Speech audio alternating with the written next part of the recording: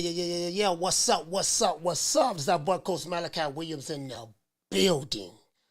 We back. True Media Today USA Boxing. We are back. We are mother back. It is what it is, man. We're going to make it do what it do. We're going to have another good show. The legendary Rick Glaser will be on the show in the second half of the hour. He's going to be here at 4 o'clock Eastern Standard Time. Very similar to Steve Kim coming on the show at 4 o'clock Eastern Standard Time yesterday. He will be on the show. As a matter of fact, I didn't send him the link. Let me send him the link right quick, guys.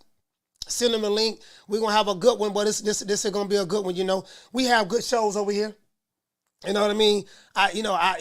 Even my ops, they love coming over here. You know what I mean? I'm building a reputation for myself, guys. I'm building a reputation for myself. You know, I had a dude call me Uncle Tom today, and I told him thank you for calling me Uncle Tom because he don't know who Uncle Tom is. He don't know who Josiah Henson is. So anytime anyone call me Uncle Tom, I will thank you.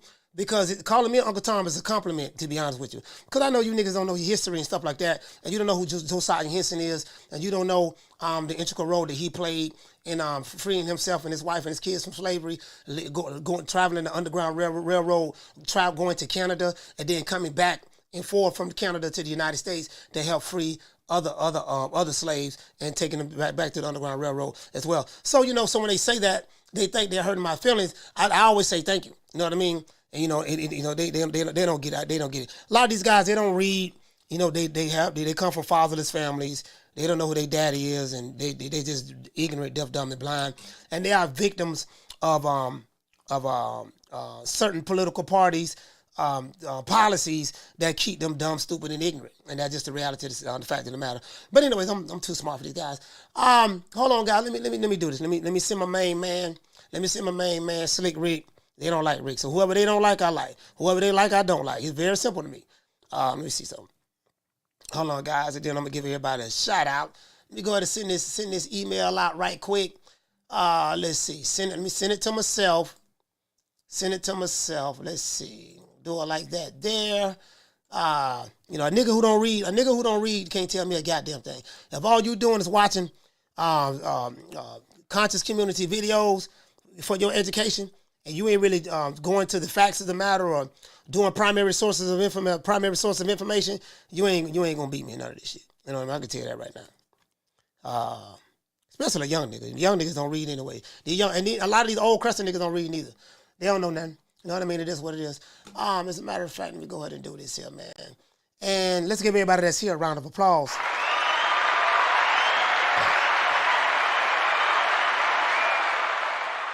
You guys know me, boy. You guys know me.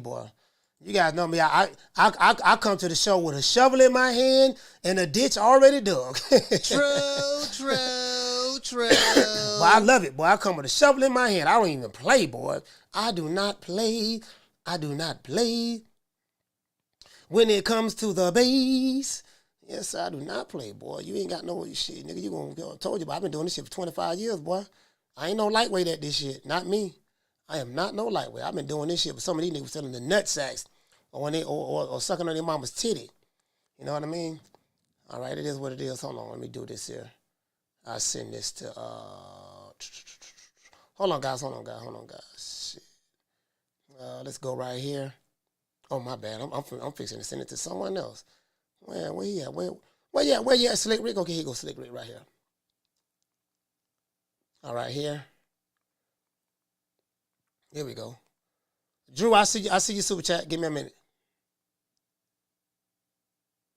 All right, so I just sent that to him. Anyway, let me go ahead and address the super chat right quick.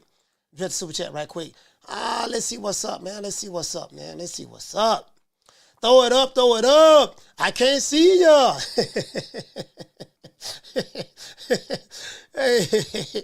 Hey, boy, they got some beta males on Twitter, boy.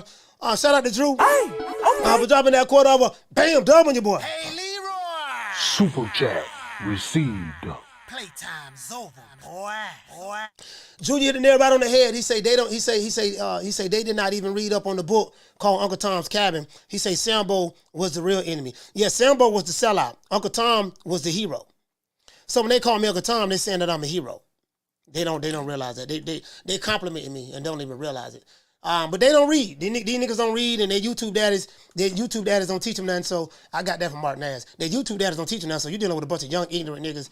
The internet, you know what I noticed? In today's time, in the information age, people are a lot more ignorant today in the information age than there was prior to the information age. See, I'm old enough to know before the information age how it was. You had to actually go to the library, get a library card, rent a library book. You had to return the library. You had to get a card. And you had to actually go in the library and find the book. Actually go to the library and find the book and stuff like that. I came up in that era. Now, in this era where everything is easily accessible, which is phone on the internet, it's like now we're in the information age. It's like the society has become even more dumb, and that's crazy. And like in the information age, how in the age of information, society has become more dumbed down. Of course, it's a combination of policies and stuff like that. They become more dumbed down, but yeah, so the nigga who can read. If you read a book, boy, god damn, boy. If you read a book right now, boy, whoa. Hey, I remember I went to the barbershop, right? We got the war right here. Shout out to Blessed. Shout out to my, hey man, shout out to the Tenderoni. My Blessed 365. Hey, okay. Dropping that quarter of a bam dub on your boy. Hey, Leroy. Super chat. That's my sister there, man. Playtime's over, boy. That's my sister there. Hey, what to say, Bless? You say from the famous words of Carmen Serene, when they go deep, I dig a ditch. Yeah, when they go, when they go deep, when they go deep or when they go low, I dig a ditch. I come in this motherfucker. Hey, Bless. I come in this motherfucker like The Rock, talking trash. I come in this motherfucker like Stone Cold Steve Austin. I'm coming to kick ass, take names later, cause I know I'm dealing with a bunch of ignoramuses on social media. I know that. I said, these motherfuckers is ignorant, boy. They don't even know how ignorant they is, boy. And they prideful in their ignorance. Shout out to Drew. Hey, okay. Dropping that $2, bam, super chat on your boy. He said, had to use the card catalogs to find the books in the library. Exactly. Had to use the card catalogs in order to find the books in the library. These niggas don't know what a card catalog is. These kids today, especially in America, the kids in America, when I say kids, I'm talking about teenagers, and you're in your 20s, or even some in your 30s, are very, very dumb. You'll be surprised, bro. Like, just basic stuff. They don't even know like what's the capital of their, what is it? Oh yeah, I read that one. They don't even know like what's the capital of their state. Just basic stuff. Like these motherfuckers dumb. And they will argue you up and down. In their ignorance. So I never argue with a fool. Shout out to Nathaniel Johnson. Hey, okay. I'm dropping that quarter over. Bam, dub on your boy. Hey, Leroy. Super chat received. Playtime's over, boy. He said I missed last show. He said, but you got to talk about Rocha versus Crawford and how Crawford is going to the zone. The zone. Yeah, I don't know. Well, you know what? Yeah, he's fighting his mandatory, Alexis Rocha. I told you guys that. As a matter of fact, I dropped a video on it.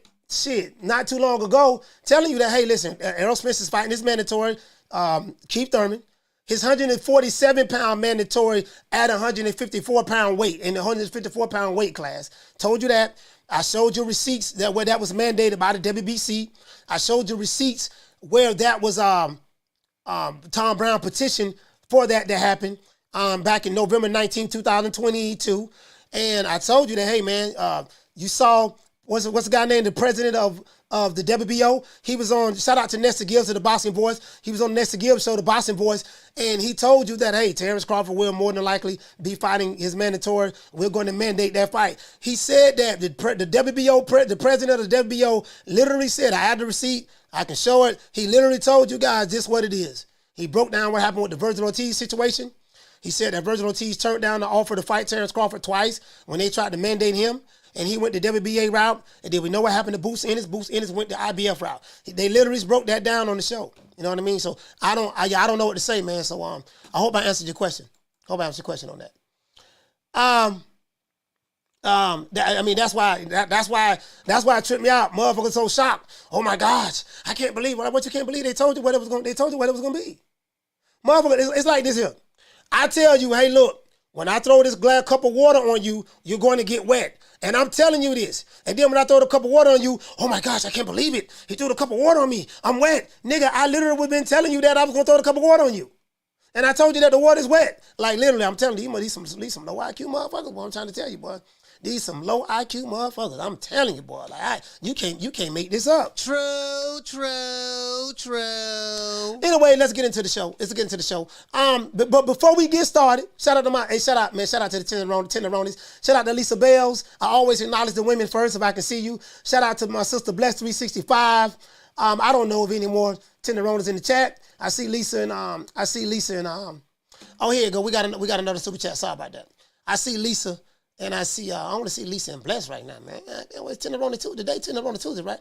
Shout out to Keys to the game. Hey, okay. Dropping that quarter over. Bam, dub on your boy. Hey, Leroy. Super chat received. Playtime's over, boy. Hey, what to say, Keys to the game? He said they get it wrong these days because it's about being first and not being accurate. He say they don't know about Encyclopedia Britannica. No, they don't. Like, again, I was born in 1974, so I get it. And I came up in the era where you had to read and actually do research. I was a part of debate teams in high school. When I was in the Nation of Islam, when I was in the FOI, you had to read, dog. Like, you had to read and do research because we had to defend the teachings of the Most Honorable Elijah Muhammad when I was in it. So you had to know how to read and do research, bro. And when you get in debates and you're dealing with these Hebrew Israelites, you're dealing with the Yahwehs, you're dealing with the New Wapians, you're dealing with the Wallace, Warthi Muhammad, stuff like that. And then you're dealing with even some of the white scholars. And some of the white scholars are some of the best scholars I've seen, to be honest with you. Like, you debate a white scholar, you better be on point because they don't come with feelings, they're going to come with facts. They don't come with feelings, they're going to come with facts, and they're going to have well-documented research information. They're going to come with primary sources of information. So that's the era that I came up in. Now it's just about propaganda, lies. Just like you say, they just want to be first. I'd rather be right than be first. If it's something that I don't know, I'm not going to. Now I can do it. I'm really good at making thumbnails. I can do it and just put out just false propaganda and just get the clicks and views. That's what I wanted to do. But YouTube is not my primary source of information. I'm fine for myself. Got a $600,000 house on the lake, so I'm fine myself financially. I don't make much on YouTube, to be honest with you. But I get it. But my thing is, it's all about you got to know how to do your research, and I'd rather be right than first, and that's just the name of the game. And that's where we at right now these days. That's pretty much where it's at right now these days. Shout out to Luis Puente. Hey, okay. Dropping that $2. Bam, super chat on your boy. He said, can we get some Broner for little LB facts? Okay, cool. You want me to get a little bit of Broner for little LB? Here we go. Shut that soft ass shit up. And the best man Shut to win. That's some soft ass shit. Shut that soft ass shit up. All that soft talking. I know you can do it, man. You got the. Man, shut that soft ass shit up. So what happens is in today's time, you have the guys who are critical thinkers, who have critical thinking skills, they are frowned upon in today's time. In today's time, people who have the if you're not a part of the popular opinion of the group, what they try to do, they try to ostracize you, and everybody try to gang up and talk bad on you. They try to do it to me, but the shit don't work. So now they're frustrated, like, man, we try to ostracize the dude, this shit ain't working. He ain't going along with the game plan because I'm smarter than you. And when I say you, I'm not talking about the people in the chat. I'm talking about the guys, the alphabet boys, the Wakandas, the aerosexuals, the Hamanites. I'm smarter than you guys. You guys are very, very low IQ. You use circular information. You know what I mean? You keep talking about the same thing over and over and over and over and over and over. Go from the young guys that's apart, from the young guy that's a Hamanite to the older guy. All of them say the same thing. You have old fools leading young fools and young fools leading old fools and everything in between. A fool ain't gonna beat me doing a goddamn thing. True. The only thing a fool is gonna beat me doing is you're gonna beat me being foolish. That's about it. You can beat me being foolish, but that's about as far that shit go. So anyways, shout out to the unbiased fan. Hey, okay. He said Crawford versus Spence is the modern day Bo versus Lewis. Yeah. And the thing is, boxing is bigger than Terence Crawford and Errol Spence. The sport of boxing is bigger than those two guys. This too shall pass.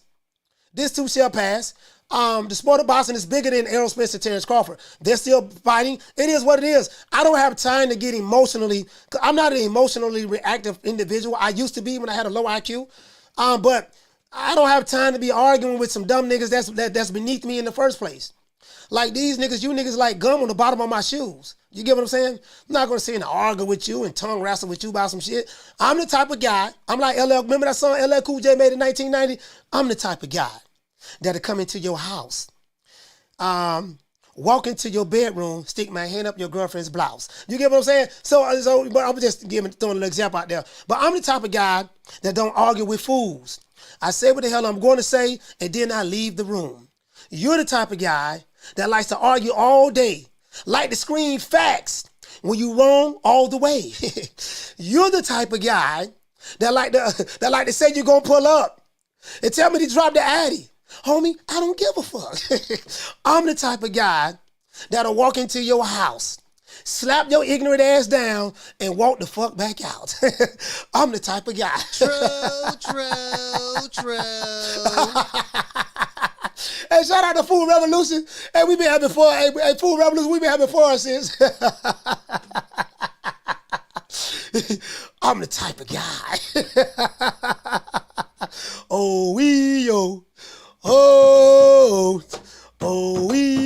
Yeah, I'm the type of guy. You know, I'm the type of guy, dog. Like I just, let my nuts hang. You gotta let your nuts hang sometime, man. Hey, shout out to everybody in the chat. Let's give everybody a round of applause. Get into the show.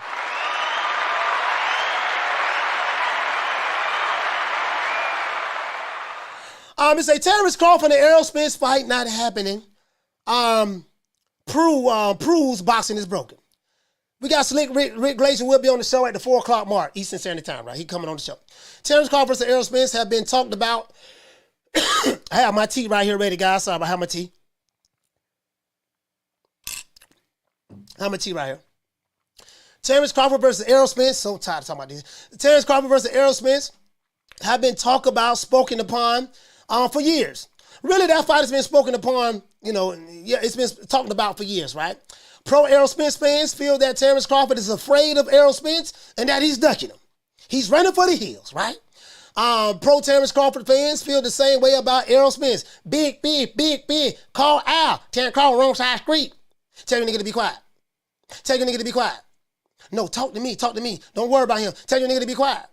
Tell your nigga to be quiet, right? Remember that? So pro Terence Crawford fans feel the same way about Errol Spence, right? And Errol Spence fans as well. But now that the WBO has officially mandated Terence Crawford to fight Alexis Rocha, Tom Brown, I think it was November the 19th last year, Tom Brown and the PBC petitioned the WBC to mandate Errol Spence to fight Keith Thurman next. Guess what? Errol Spence is fighting Keith Thurman. But he's not fighting him at the 147-pound mandate by the WBC. He's fighting him at 154 pounds. Now, Mauricio Suleiman was on the Boxing Voice. Once again, shout out to Nessa Gilson, the Boxing Voice. They had the president of the WBO on their show. He told it like a TI is. And then they had the president, Mauricio Suleiman of the WBC, and he told it like a TI is. And Nessa Gibbs asked some wonderful questions. He said that, hey, Mauricio, so explain this to me. How are you going to mandate Keith Thurman to fight? How are you going to mandate Errol Spence to fight Keith Thurman, but at 147 pounds in the welterweight division, but he's not fighting him in the welterweight division. He's fighting him in the junior middleweight division, and the titles are not on the line. Well, that's a good question, Nez. We're right now we're trying to figure some things out. Yes, and this will be a sanctioned WBC bout between Keith Thurman and Errol Spence. He says, so okay, so if Keith Thurman were to win that fight, will he become the WBC? Will he become the WBC welterweight champion? Well, no, he won't be the champion. We're still trying to figure it out. We just want to wait and see how it plays out. Let those two guys fight each other, and after they fight each other, then we'll figure something out then. I can't make this shit up. True. I can't make this up. You think I'm lying? Guess what? There's a video. There's a Mauricio Suleiman. As a matter of fact, let me see can I pull it up. Oh,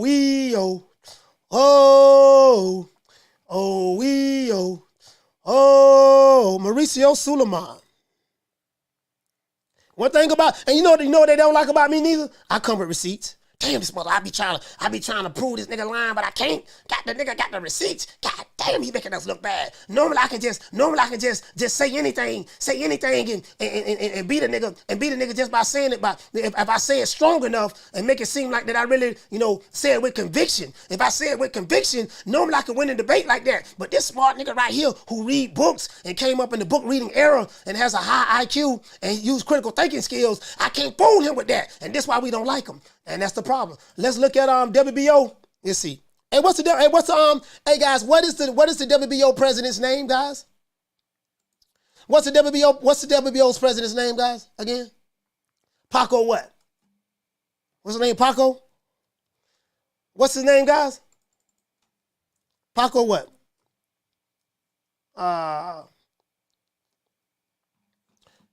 Paco Martin. What did he say, Kelly Boston? He said they have to pay. He said they have to pay their fees for the belt no matter what.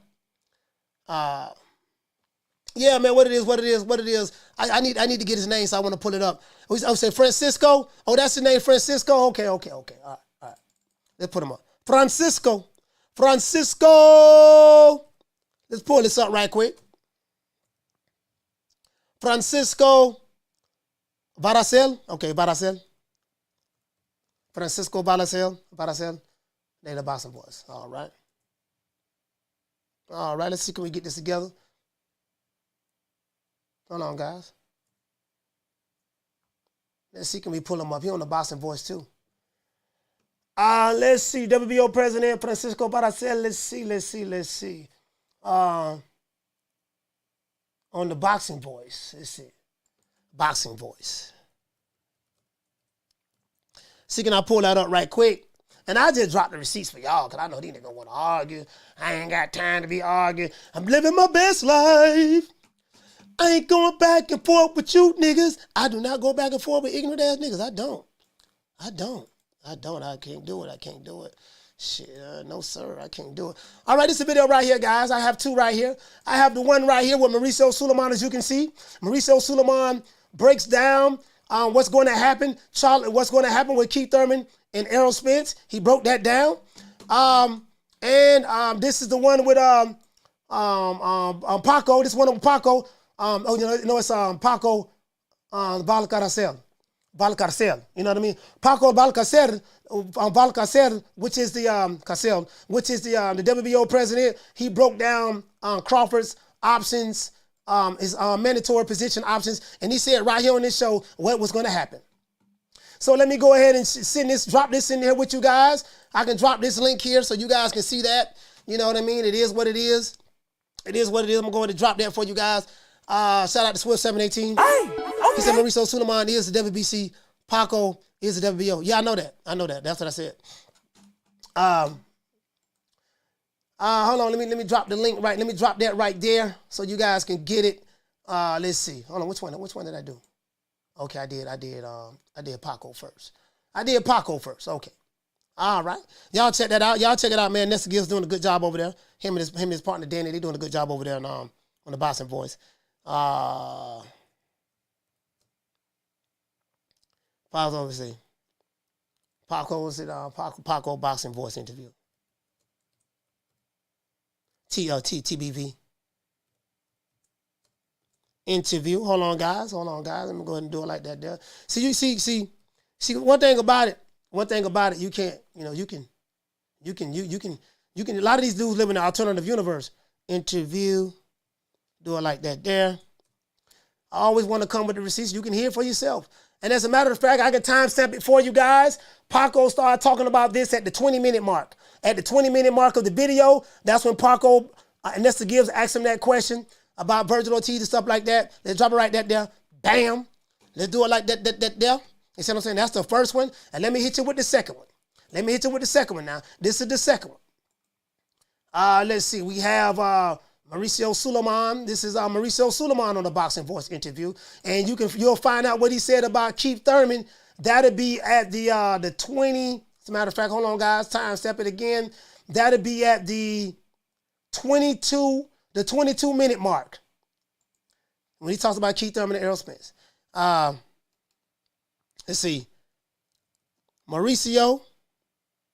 Oh, sorry about that, guy. Mauricio to the walls. Suleiman. TBV interview. All right. We can do it like that there. And you can go to the 20, what I said, the 20-something minute mark, and there goes your interview right there. There you go right there. I'll drop it right there for you. Shout out to Swift 718. Hey, okay. He said it's Bud's fault, but EJ still ain't got no fight. Yeah. I mean, it is what it is. I can't do it, man. I can't do it, man. I can't do it, man. It is what it is. I told you, these guys on YouTube, they're not that bright. Shout out to my sister Bless 365. Hey, okay. Dropping that quarter of a bam dub on your boy. Hey, Leroy. Back feeling good. Received. Starting to feel a little bit better. Boy. Starting to feel a little bit better, getting my swag back. Stella got our groove back. Shout out to my sister Bless 365. She say sounds like Errol Spence, a.k.a. Christmas Strawberries. He said getting special treatment to me. Yeah, that's that black privilege for you. That's that black privilege. They like to say white fighters and certain Hispanic fighters get privilege, but boys, quite a few black fighters getting privilege as well. Hey, but I guess that's coon talk when you tell the truth. It is what it is, man. I guess that's coon talk when you telling the truth. You know how it is. You know how these YouTube revolutionaries is. You know how these YouTube revolutionaries is. Who got to go clock in at the white man's job. They talk a lot of pro-black shit, but guess what? They work for a white man. Anyways, let's get into the show. Shout out to Bud Crawford's beast, Errol Spence. Hey, okay. Dropping that quarter of a bam dub on your boy. Hey, Leroy. Super chat received. Playtime's over, boy. He say salute. AB got a call and backtrack. Okay. Errol refuses to take his career into his own hands like Deontay Wilder. Sad times in boxing. Ortiz and Ennis is running. Okay. All right. Let's get into the show. So now, I remember we had Steve Kim on the show yesterday. Steve Kim so eloquently broke down. And as a matter of fact, I love that interview so much. I'm going to pull up the article that Steve Kim. I'm going to pull up the article. Because Steve Kim broke it down like a 57 Chevy. He broke it down like a 57 Chevy. You get what I'm saying? Shout out to RNS. Hey, okay. For dropping that quarter of a bam dub on your boy. Hey, Leroy. Super chat received. Playtime's over, boy. He said at least Bud fighting his Mando with belt on the line, unlike EJ. I mean, Marvis Hagler had to defend his title against mandatories. Muhammad Ali had to defend his title against mandatories. James Lights Out Tony. A lot of fighters, that's what they do. When you're a champion, you got to defend your title against mandatories if you're not able to unify the division. It is what it is. 3-division world champion. So it is what it is, man. It is what it is. Again, don't get too caught up in. You got to understand what you're dealing with. RNS1. You got to understand what you're dealing with. Don't get too caught up in these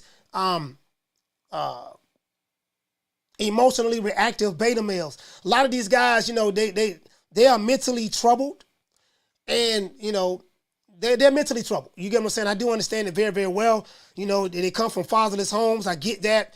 And they're being raised by social media, rappers, political parties, social media influencers. That's who raising these guys. And you get what I'm saying? YouTube, the iPhone is raising them. You get what I'm saying? So a lot of these guys, they don't know how to read books. They don't read books, and they lack critical thinking skills. And they have a master's degree in the victim and having a victimhood. They have a master's degree and have a victim mentality. You get what I'm saying? Anytime you have a conversation with a lot of these guys, it's going to be, man, look what they doing to us, man. They oppressing us. They ain't going to let us get this. They not going to let us get that. And you see what they doing to us. And I say this time and time again. No one is going to give you a goddamn thing. If you are who you say you are, you take what you want. I'm not going to sit here all day and brag about how another man is dominating me. It makes me look weak as a man, my goddamn self. So I can't even say I'm a man if I'm always complaining and bragging about how I'm being dominated by a group of people who I say that is inferior to me because of their skin color. Well, if they are inferior to me because of their skin color, why are they dominating me so thoroughly? So basically, you the hoe. Yeah, they pimping my whole ad. They dominating me. I don't know what to do. Why they dominating me like this, man? Man, I'm trying to tell you, man. But yeah, you wanna threaten me and tell me what you're gonna do to me when you see me? No, don't tell me what you're gonna do to me when you see me. When you see that white boy who you say that's dominating you, go do that to him. Oh, you ain't gonna do it to him. I wonder why. True. cool. It is what it is. Now let me pull this up. Let me pull this up. Yeah, I don't play, man. I don't motherfucking play, though. Not me. I'm too smart for these niggas, man. Too smart for you, boy. Y'all too smart for you. I told y'all better come together and form Voltron. Try the game. I ain't even got in my bag yet. This lightweight. This lightweight to me. I haven't even gotten in my bag yet. Because I don't have to. Now let's break this article down. Now, Steve Kim broke this article. I love this article so much. So eloquently spoken. I love this article so much. And I tell you guys, when I do my shows, sometimes when you see me clowning and stuff, I have to dumb it down. I dumb it down because I know I'm dealing with a whole bunch of, I dumb it down for the low IQs. The people who operate on a higher frequency, like I do, of course I can speak very eloquently and very intelligent and use, very, very good choiceful words and stuff like that. I adjust my conversation to who I'm talking to. If I'm speaking to a king or a prince or whatever the case may be, I will hold king and prince conversations. If I'm talking to a supervisor at UPS or whatever the case may be, I would come down and talk on a supervisor of UPS level, right? If I'm talking to a Pookie, a Ray Ray, a Laquita Shaniqua, a Tom Tom, a Man Man, you know what I mean? I'm gonna come down to Man Man, Laquita Shaniqua, Tom Tom. I got shooters. I'm gonna come down to their level. So that's all it is. You know what I mean? You have to speak the language of the people who you're speaking to. Now let's go ahead and do this. Oh, but you know what? I forgot. You guys didn't tell me. I'm in my bag today, guys. You forgot to tell me, guys. Before I thank God, I'd like to thank my Lord and Savior, Mr. Al. I guess I gotta be like everybody else and thank Al Heyman. I can quit my job now, baby. 6 figures, baby. You feel me? But a name. Do you have a name? Oh, nah, I ain't got no name, Name them names, man. They know who they is. Name them names, please. The names need to be named. They know who they is. The Mexican monster. Also for the ops, I promise you, boy, I'm not going to lighten up. I'm going to tighten up. I'm going to keep hitting you across this head with this MC hammer until you decide to unsubscribe and leave. Don't like you, don't want you, don't need you. Riley, talk to him. Look, fuck you.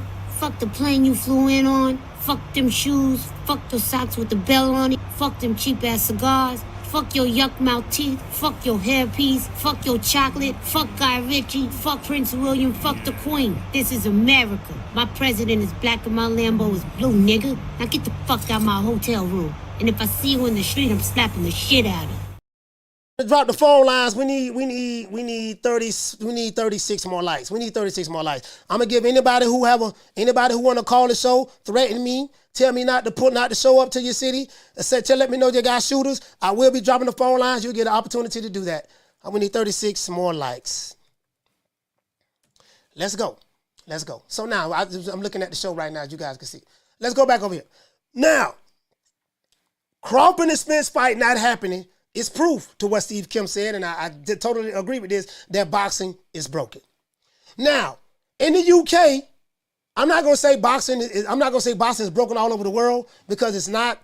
I'm now in the UK. We're not getting this fight with Alexander Usyk and Tyson Fury because Fury is saying the same thing that we heard here and over here in America. I'm the A side. You know what I mean? Sign the contract. You gotta, there won't be no 50-50 split. Even though one guy has 3 belts and one guy has 1 belt. Now they're using A side, B side talk now. It's really one side that's saying it because Usyk don't really speak English, so he ain't saying nothing. Usyk has never had an issue making a fight with anybody until he ran across Tyson Fury. Now he ran across Tyson Fury. He the A side now. His dad talking about something. It won't be 50-50. Ahoy there, shipping me timbers. Cast the anchor, mateys. We're coming through the UK. You know what I mean? Cause every time when I hear Fury speak and his father speak and his brother speak, they sound like someone from Pirates of the Caribbean. When I grew up, you watch those old pirate shows, some old pirate movies, that's what they sound like. Oh, there, mateys! Get the shandies! Bang there, drop the anchor! Let's go to the pub and get some drinks. You know what I mean? Like, this is what I'm hearing. So I'm hearing all of this shiver me timbers and all that stuff there, right? And we still don't have a fight with Fury and Alexander Usyk. So it's like, okay, when you fought Wilder, you wanted to be 50-50. When you was in negotiations with Anthony Joshua, you wanted to be 50-50. Even though Joshua had 3 belts and you only had 1. Now you're fighting Alexander Usyk. Usyk has 3 belts and you only have 1. You still wanted to be 50-50. So let me get this straight.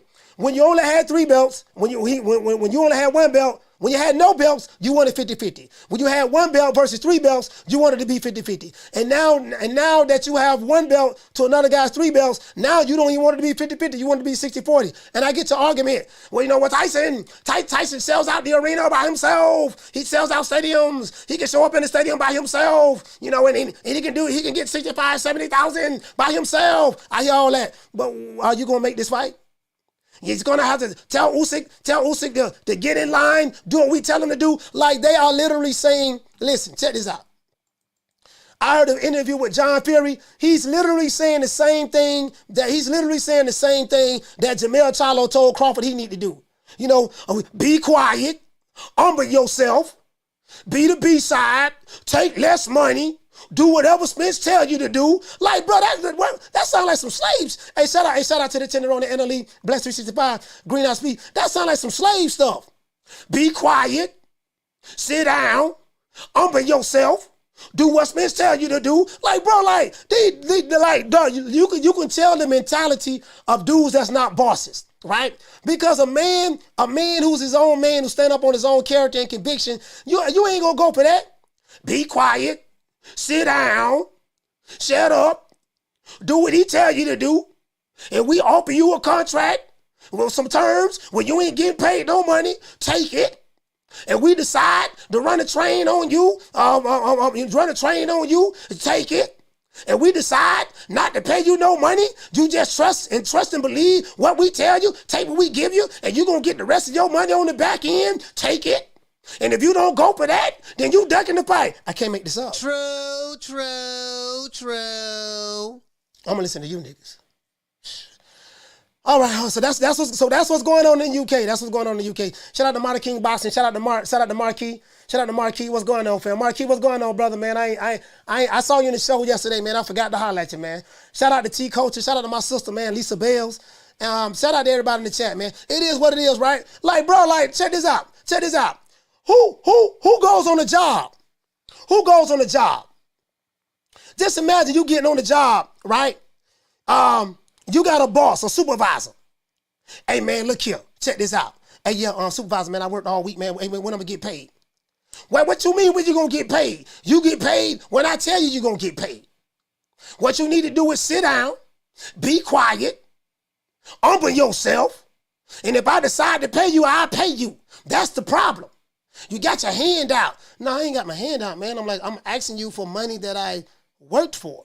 You know, when you go on a job, you know, when you do a job, you expect to get paid your money, right? No. Sit down, be quiet. You know, I'm like, hold on, bro. You're asking someone to do something that you would never do. You want to know why? Because you have bills you have to take care of. You have a wife and kids, a husband you have to take care of, right? You have a mortgage, rent, light bill, phone bill that you have to pay, right? So you're not gonna do that, but you're gonna tell another nigga who got a net worth of 8 figures to do that. Make it make sense. True. I can't make this up. I swear I can't make this up. Y'all been watching too much Dollar Bill. Too much Dollar Bill and Red from the 5 Heartbeats. Who you think it is, DJ Quick? No, huh? No, I ain't saying Kid Capri? I didn't say that. Oh, you must be Jimmy Walker. Blue, you ain't nothing. You don't deserve nothing. You don't get nothing. You get what I give you. I got a contract between me and you that say you do what I tell you to do. Therefore, shut the fuck. Don't say nothing. Don't speak to me. Don't look at me. I tell you something. Money, you know, I just said. Blue, if I raise up, gonna be trouble. Trouble. I'm walking off. That's what these niggas sound like. And you can tell these some old, bro, like, I swear, bro, like, nigga, you got a net worth of 2 figures sucking on a pork chop bone. And you gonna come over here with all this energy. Oh, you want to be, you OG pretty thug. Shout out to G Daddy. Hey, okay. You dropping that quarter of a bam dub on your boy. Hey, Leroy! Super chat received. Playtime, boy. G Daddy say they hating on the old boy. G Daddy, he would say, G Daddy, salute to you, fam. He said they hating on the old boy, coach. 1974, baby. Fire. Yeah, 1974, man. 1974, man. Like, bro, I don't know who raised these dudes. I was born the year of the tiger. I used to study the Chinese horoscopes, and the 1974, the month I was born, was the year of the tiger, right? I was born the year of the tiger, so I have a fiery attitude and a fiery personality. I don't take no shit. I don't give a damn how big he is, how small you, whatever. I don't give a damn. You know what I mean? It is what it is, bro. It is what it is. That's just how I am. But these old lay down ass niggas. You want to be OG Pretty Thug, you know, MC Gusto, OG Mudbone and me. You want to be the YouTube Huey P. Newton. You want to be the digital gangbanger, the killer. Nigga, you ain't ever never had a parking ticket before in your life.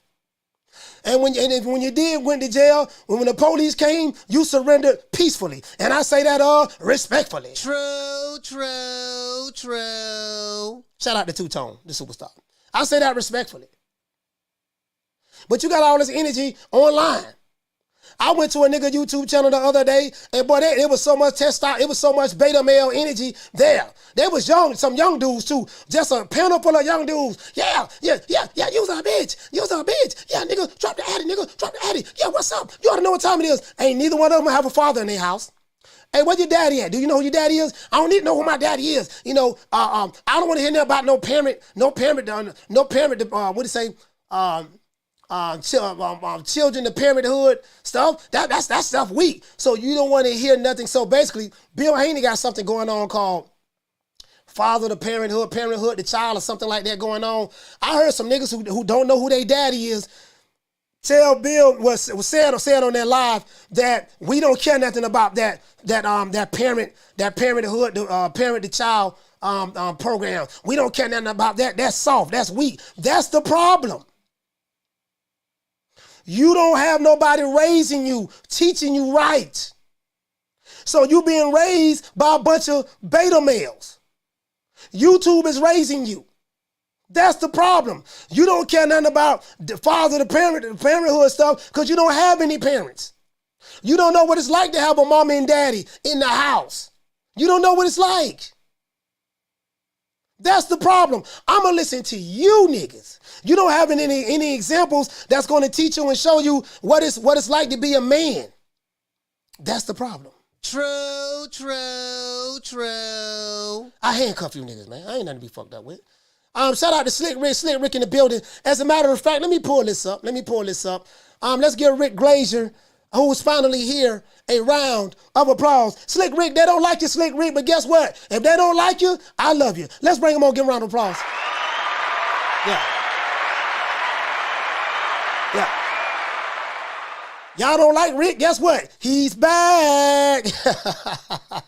Slick Rick, what's up, baby boy? What's happening?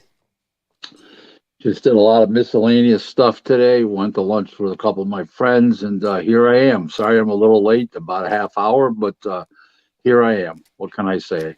Hey, man, Rick, it is what it is, man. We finna get it on, make it do what it do. I was cooking before you came, so don't worry about it. Rick, check this out, man. Whole lot going on. Now, Rick, when I met you, when we met, last year sometime, or 2021, or when it was? Last year, right? January. Early last year. Probably January of last year.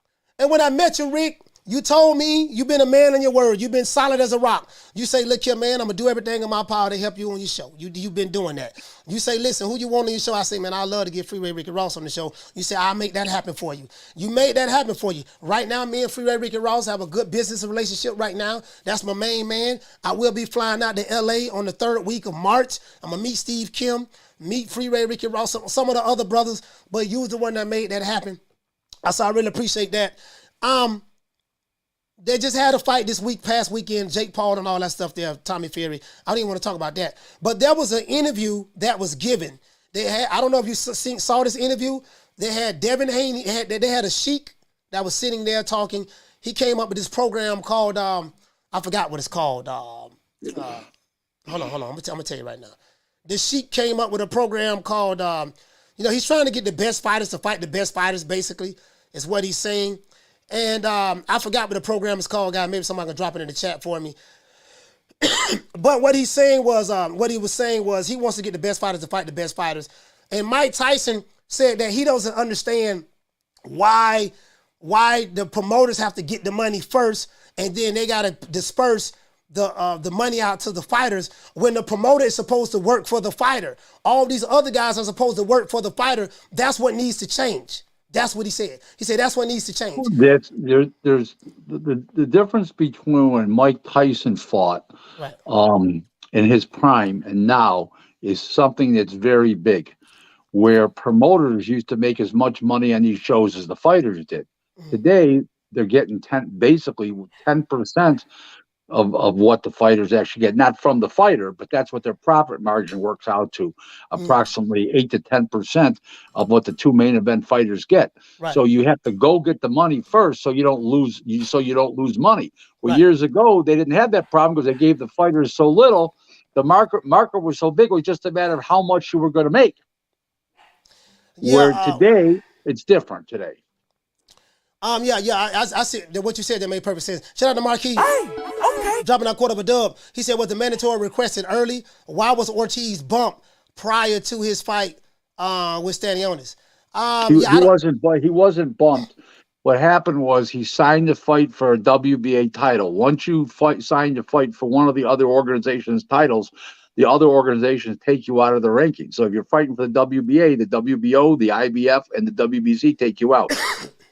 It's that simple. It's business. It's just the way it works. The system works that way. Because so and explain to me. So Rick, explain this to me. Terence Crawford, I saw him at his movie premiere online. Him, Canelo Alvarez, Jose Benavidez is there as well. He's in the movie as well. What the guy named Bruce Ennis was ranked number 2 in the WBO. Behind Virgil Ortiz. Mm-hmm. So once Virgil Ortiz, what happened with that situation again, just to make sure? Well, Virgil Ortiz is fighting for the WBA title against Stanionis, so they, of course, took one of the rankings. The reason why they take you out of the rankings is because you are unavailable to fight for their title because you've already signed to fight for another title. They're not punishing you. Right. People think it's a punishment. It's not. You are not available to fight for their title. So if you're not available to fight for their title, they take you out. There's no sense of leaving you in their rankings. Because if you win the WBA title, then you're not going to be in their rankings anyways. And if you lose, they're not okay. They would drop you back anyways, if not out altogether. That's how that game works. Okay, then Jaron Boots Ennis, he elected to fight for the IBF interim title because he knows Spence is not going back to welterweight.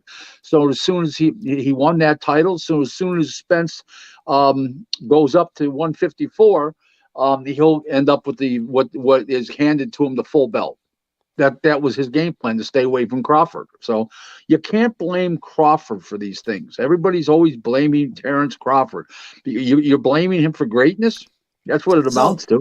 So I don't read super chats that don't come with money, but I got to address this because this guy right here is hilarious. He said the real question is, was Rocha mandatory requested by Bud? No. He's just next in line. That's all there is to it. So let me break this down. By the way, hold it. Why would you read a super chat? It's not a super chat with no money. Yeah, you're right. It ain't a super chat, no money. I ain't reading no more of that. So, but I want to break this down. So let me explain this to you. And Rick, stop me if you see that I'm wrong. You're wrong. I know that already. When I looked at the WBO rankings prior to Jaron Ennis going to the IBF, taking the IBF route, and when I looked at the rankings before Virgil Ortiz prior to going to the WBA route, they have the top 4 people in the rankings were number 1, Virgil Ortiz. Gone. Yep. Number 2, Jaron Boots Ennis. Gone. Number 3, Keith Thurman. He's fighting for the BC belt. He's fighting for the BC belt. So he's going. Guess who number 4 I don't know. was? We don't know what he's fighting for there. The 154, but whatever. He's fighting for under the auspices of the WBC. Right. He's fighting whether it's 47 or 54, it don't matter because if he's fighting 54, he won't be in the 47 rankings anymore anyways. Right. So the top 3 are gone. So by osmosis, what happens? Alexis Rocha, he won on January 28th. He's now the mandatory. Okay, and he's got the balls to fight Crawford. And so number 4 was Alexis Rocha. So I'm not the smartest guy in the world, Rick, but help me out because I know a lot of these guys, they don't do math real good. Now, I know basic math very well. I have a master's degree in basic math. 4 minus 3 equals 1. Am I correct? Correct. So if I have 4 people who are in line to fight for the title, And 3 of those guys removed themselves for fighting for the title. No, how about I use the word bailed out? Yeah. Okay. All right. Well, whatever. Bailed out. Whatever. Whatever word salad you want to use. There was 4 fighters that was ranked in the WBO. 1, 2, 3, 4. Virgil Ortiz, Jerron Ennis, Keith Thurman, Alexis Rocha. Virgil Ortiz said, "Nah, I'm good. I'm finna go to the WBA." Bruce Ennis said, "Nah, I'm good. I'm fixing to go to the IBF."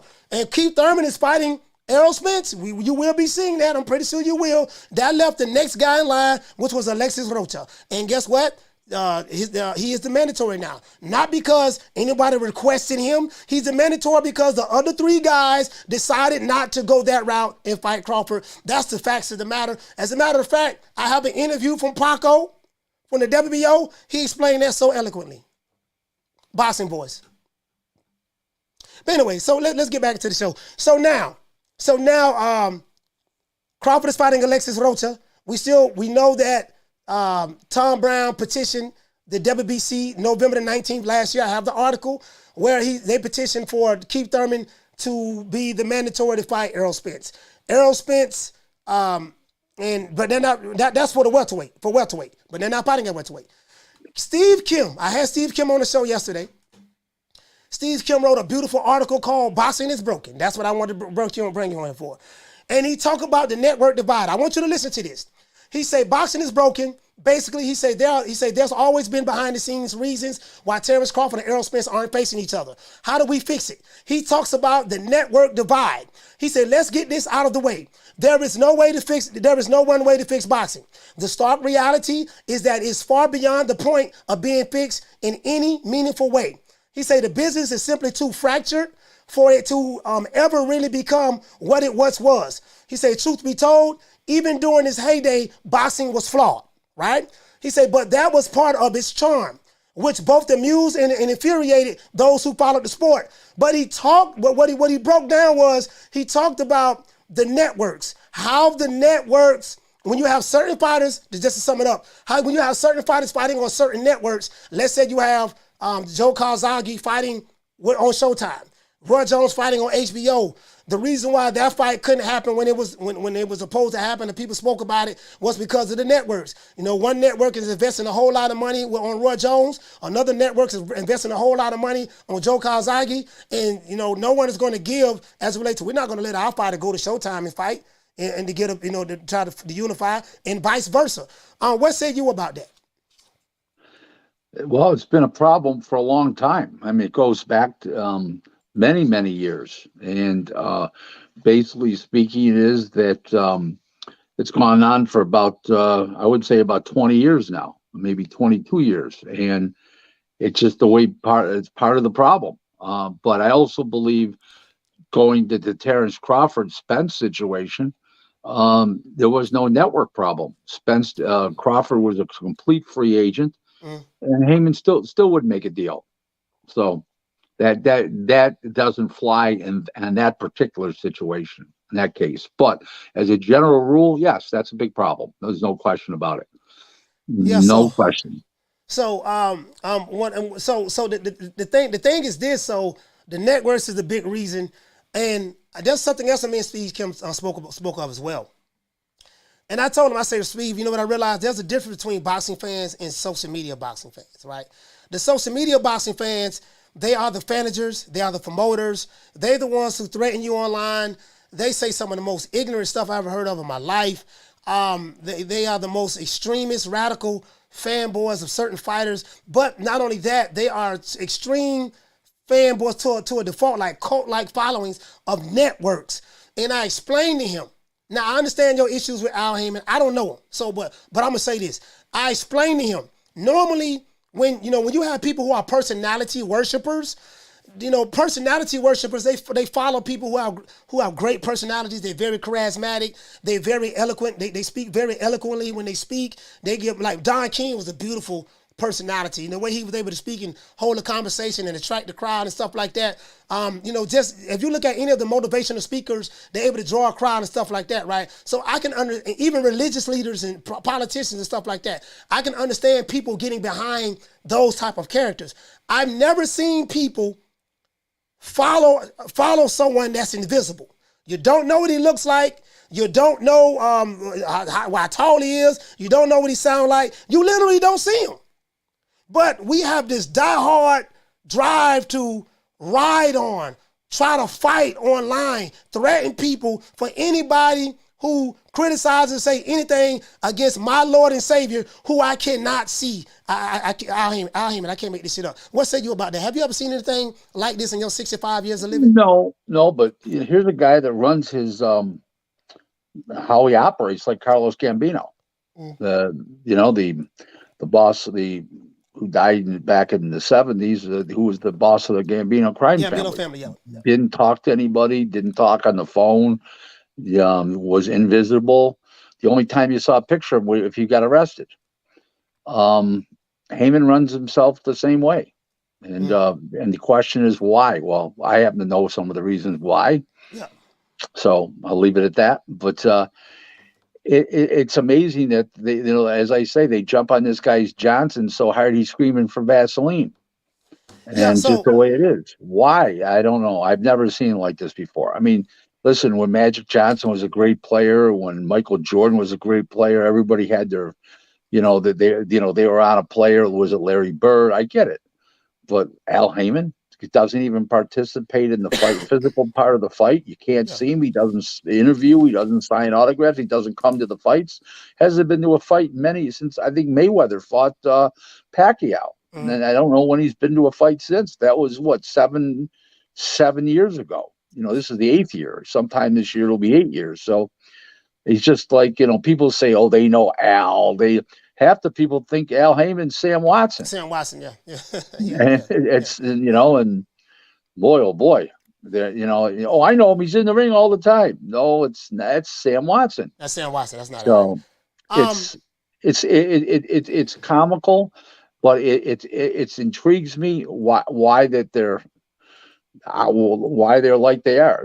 I don't like the guy because of what he's done to boxing. We had a run in 22 years ago, and I can't stomach the guy. Guy's a creep. And but other people let him jump on his Johnson that don't even know him. I dealt with him.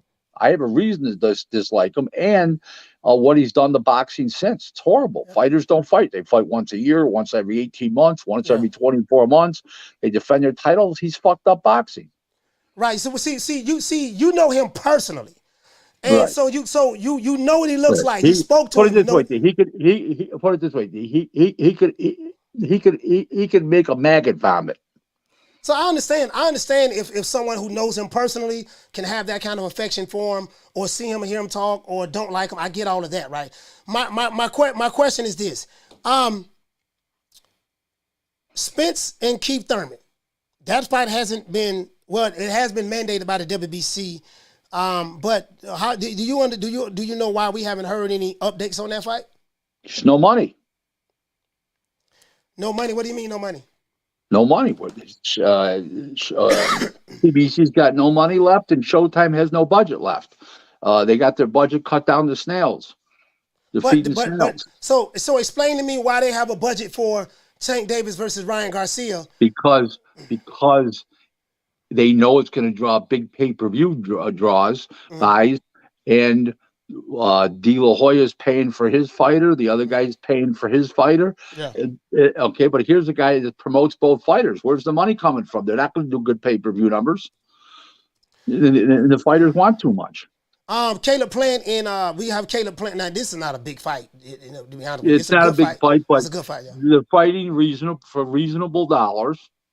Okay, and they're working on the upside mostly. They got a guarantee, but not a crazy guarantee. Mm-hmm. I could see that fight with their low, not high guarantees. Possibly, treading water. Not losing money, but it's not going to make a lot of money. But make something, it makes a little. Right. So we know Tank's going to do very, very good at the gate. So he sells well at the gate.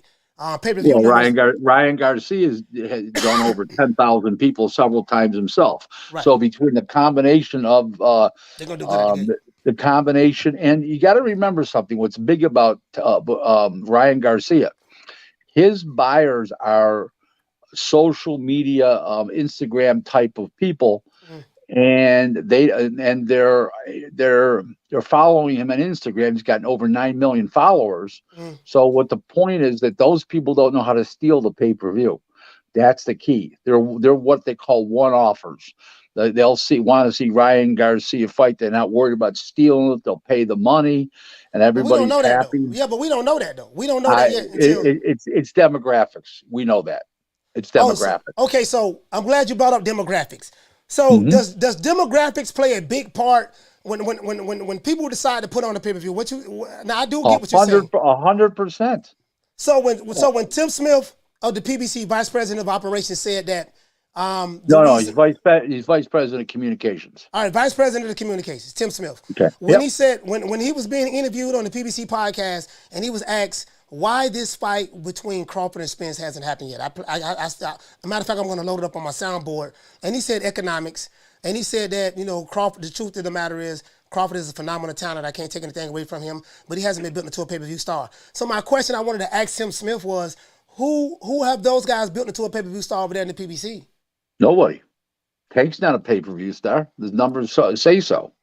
So there you go. He's great at the door, but he's not run. I've said it repeatedly. He's not been a pay-per-view attraction. He is definitely a gate attraction because you can't. What are they going to do? Crash the gate? Yeah, the gate. You can't steal the gate. Can't steal the gate now. No. Can't steal the gate. So the people come out, they pay, but the ones that are sitting home, they're stealing it. I mean, it's what the facts are. I mean, so many people come on social media and say, you saw the Tank fight. Did you buy it? No, I stole it. No, I illegally streamed it. No, I robbed it. Whatever they did, and it's okay. It's good for them, but it's not good for the sport. It's not good for the fighters. They're literally stealing money from the fighters. The fighters get $8 a home, $6 a home, depending what their deal is. So, they're robbing the fighter. They say they're fans of the fighters, but they're robbing the fighter. So think about that for a moment. Yeah, I mean, you're right about that. Pay-per-view numbers have taken a hit. And then if you have fighters who want a certain amount of money, the money is just not there. Especially if you're dealing with a fighter that. Now, if someone like a Spence or a Crawford or was fighting a Jake Paul, that'll probably be something different. Because Jake Paul is a draw himself. And, I'm just throwing that out there, but. Correct. Shit, Jake Paul. I mean, is there any fighter currently? I mean, in America, American fighter. Is there any American fighter bigger than Jake Paul on pay-per-view? Even though Canelo is from Mexico, he fights in the United States. He trains here. He basically lives here. I mean, I want to exclude Canelo. I don't like including Canelo in this. I would say that Jake Paul is probably the biggest right now. Yeah. Yeah, I like to exclude Canelo because I don't like bringing Canelo up. A lot of people get triggered by the C word. We call it the C word. When they hear Canelo name, they get triggered. It's two fighters that. Both the names begin with C. It's Crawford and Canelo. Yeah, it's two fighters. They hate like the same group of people. The Hamanite, they hate Crawford and Canelo with a passion. Like it's something about when you mention those two names, they get triggered. The rest of their day is messed up, and I don't get it, but it is what it is. So I don't like to include Canelo in this, but I'm saying non-Mexican born fighter. Is there a non-Mexican born fighter in the United States of America today that's bigger than a YouTuber that's crossed over into boxing that's bigger than him from a pay-per-view standpoint? I don't think there is, no. I haven't seen the numbers yet since Sunday, from Sunday, but I don't see it, no. I mean, so let's just say there's some that's hanging with them somehow. I want to find out what those pay-per-view numbers are. Steve Kim said something phenomenal yesterday as well. He said that Top Rank was involved in the promotion of this fight with Jake Paul. They were the pay-per-view distributors in the United States. Correct. They were the pay-per-view distributors in the United States. He said now what they're doing an experiment to where they lowered the price. The pay-per-view was $50. I bought it. $49.99, correct. So he said what they're trying to do is if they see that if we lower the price point and that's going to increase the pay-per-view numbers or do a lot of numbers, he said they may consider just doing that from this point forward instead of. Well, I'm going to make a comment on that. I think it will increase it, but not enough to keep it at $40. They won't. The buy rate won't be that much different to be able to keep it at $49.99, in my opinion. The same people that steal it are going to steal it no matter what the price is. No matter what the price is. Yeah. Right. It could be $9.99. They're going to steal it. Shout out to Anthony C. Thieves that they are. Okay. For dropping that quarter of a bam dub on your boy. He said Mr. Glaser is correct. Social media casuals throw big parties. Yeah, I don't know who's calling. I'm not. Oh yeah, I got to drop the phone lines, Rick. Sorry about that. He said Mr. Glaser is correct. Social media casuals throw big fight parties. They won't risk embarrassment and host a low quality illegal stream at their house. Yeah, as a matter of fact, phone lines are open. Yeah, I wouldn't do it either. I wouldn't. Now, I have streamed fights before. I'm not going to lie, but if I'm throwing a big fight party, I'm not going to stream it. I'm not going to legally stream it because I had people watching my show Saturday, and they were saying they was 1.5 a minute behind when I was calling the fight. A couple of people said they stream stopped in the middle of the fight. So it's like that. Someone like me, but I'm 49 years old. You know what I mean? A lot of these guys just arguing and debating online. Stop bragging. Yeah, they're like 20. They're in their 20s. They ain't buying a goddamn thing. Shout out to Dr. Mofongo. Phone lines open. I'm dropping that quarter of a dub on your boy. He said, "Hey Rick, Tank Ryan, 53 days out, no venue set, no press conference scheduled." He said, "And the fight is not on the Zone Showtime calendar. Cause of concern?" He's asking. Not really. No, they got signed. Everybody got to sign contracts, so no. Okay. Phone lines open, man. 530-494-9636. Anybody want to call in, ask Rick Glaser some questions? Go ahead. Hey, Rick, I'm not going to keep you on long. I just wanted to get you on right quick, man. I just want to get you on right quick. I'm going to answer a couple of phone calls, and I'm going to let you go, all right? Caller, what's your name? Where you calling from? What's good, Coach? New Media Today, True Media Today, USA Boxing. This is Ronald calling from Vermont. Ron from Vermont, talk to me. What's good, Rick Glaser?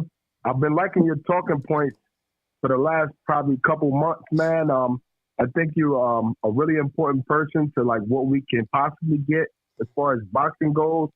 And yeah, Coach, I'm like you, man. I'm like, if a certain fight happens, I'm gonna pay $40 for it because that's just how I think about boxing, like the matchup. Like I feel like these promoters and these networks should understand their consumers. Like a certain fight, like maybe like a Ryan versus Tank, to me, I might go out my way and pay the $80 because I'm thirsty to see two prospect elite boxers fight, just for this one time. But they should understand like what fans are like willing to pay and what they're not willing to pay. Like I don't like streaming fights because it buffers a lot. Rick, you falling asleep, Rick?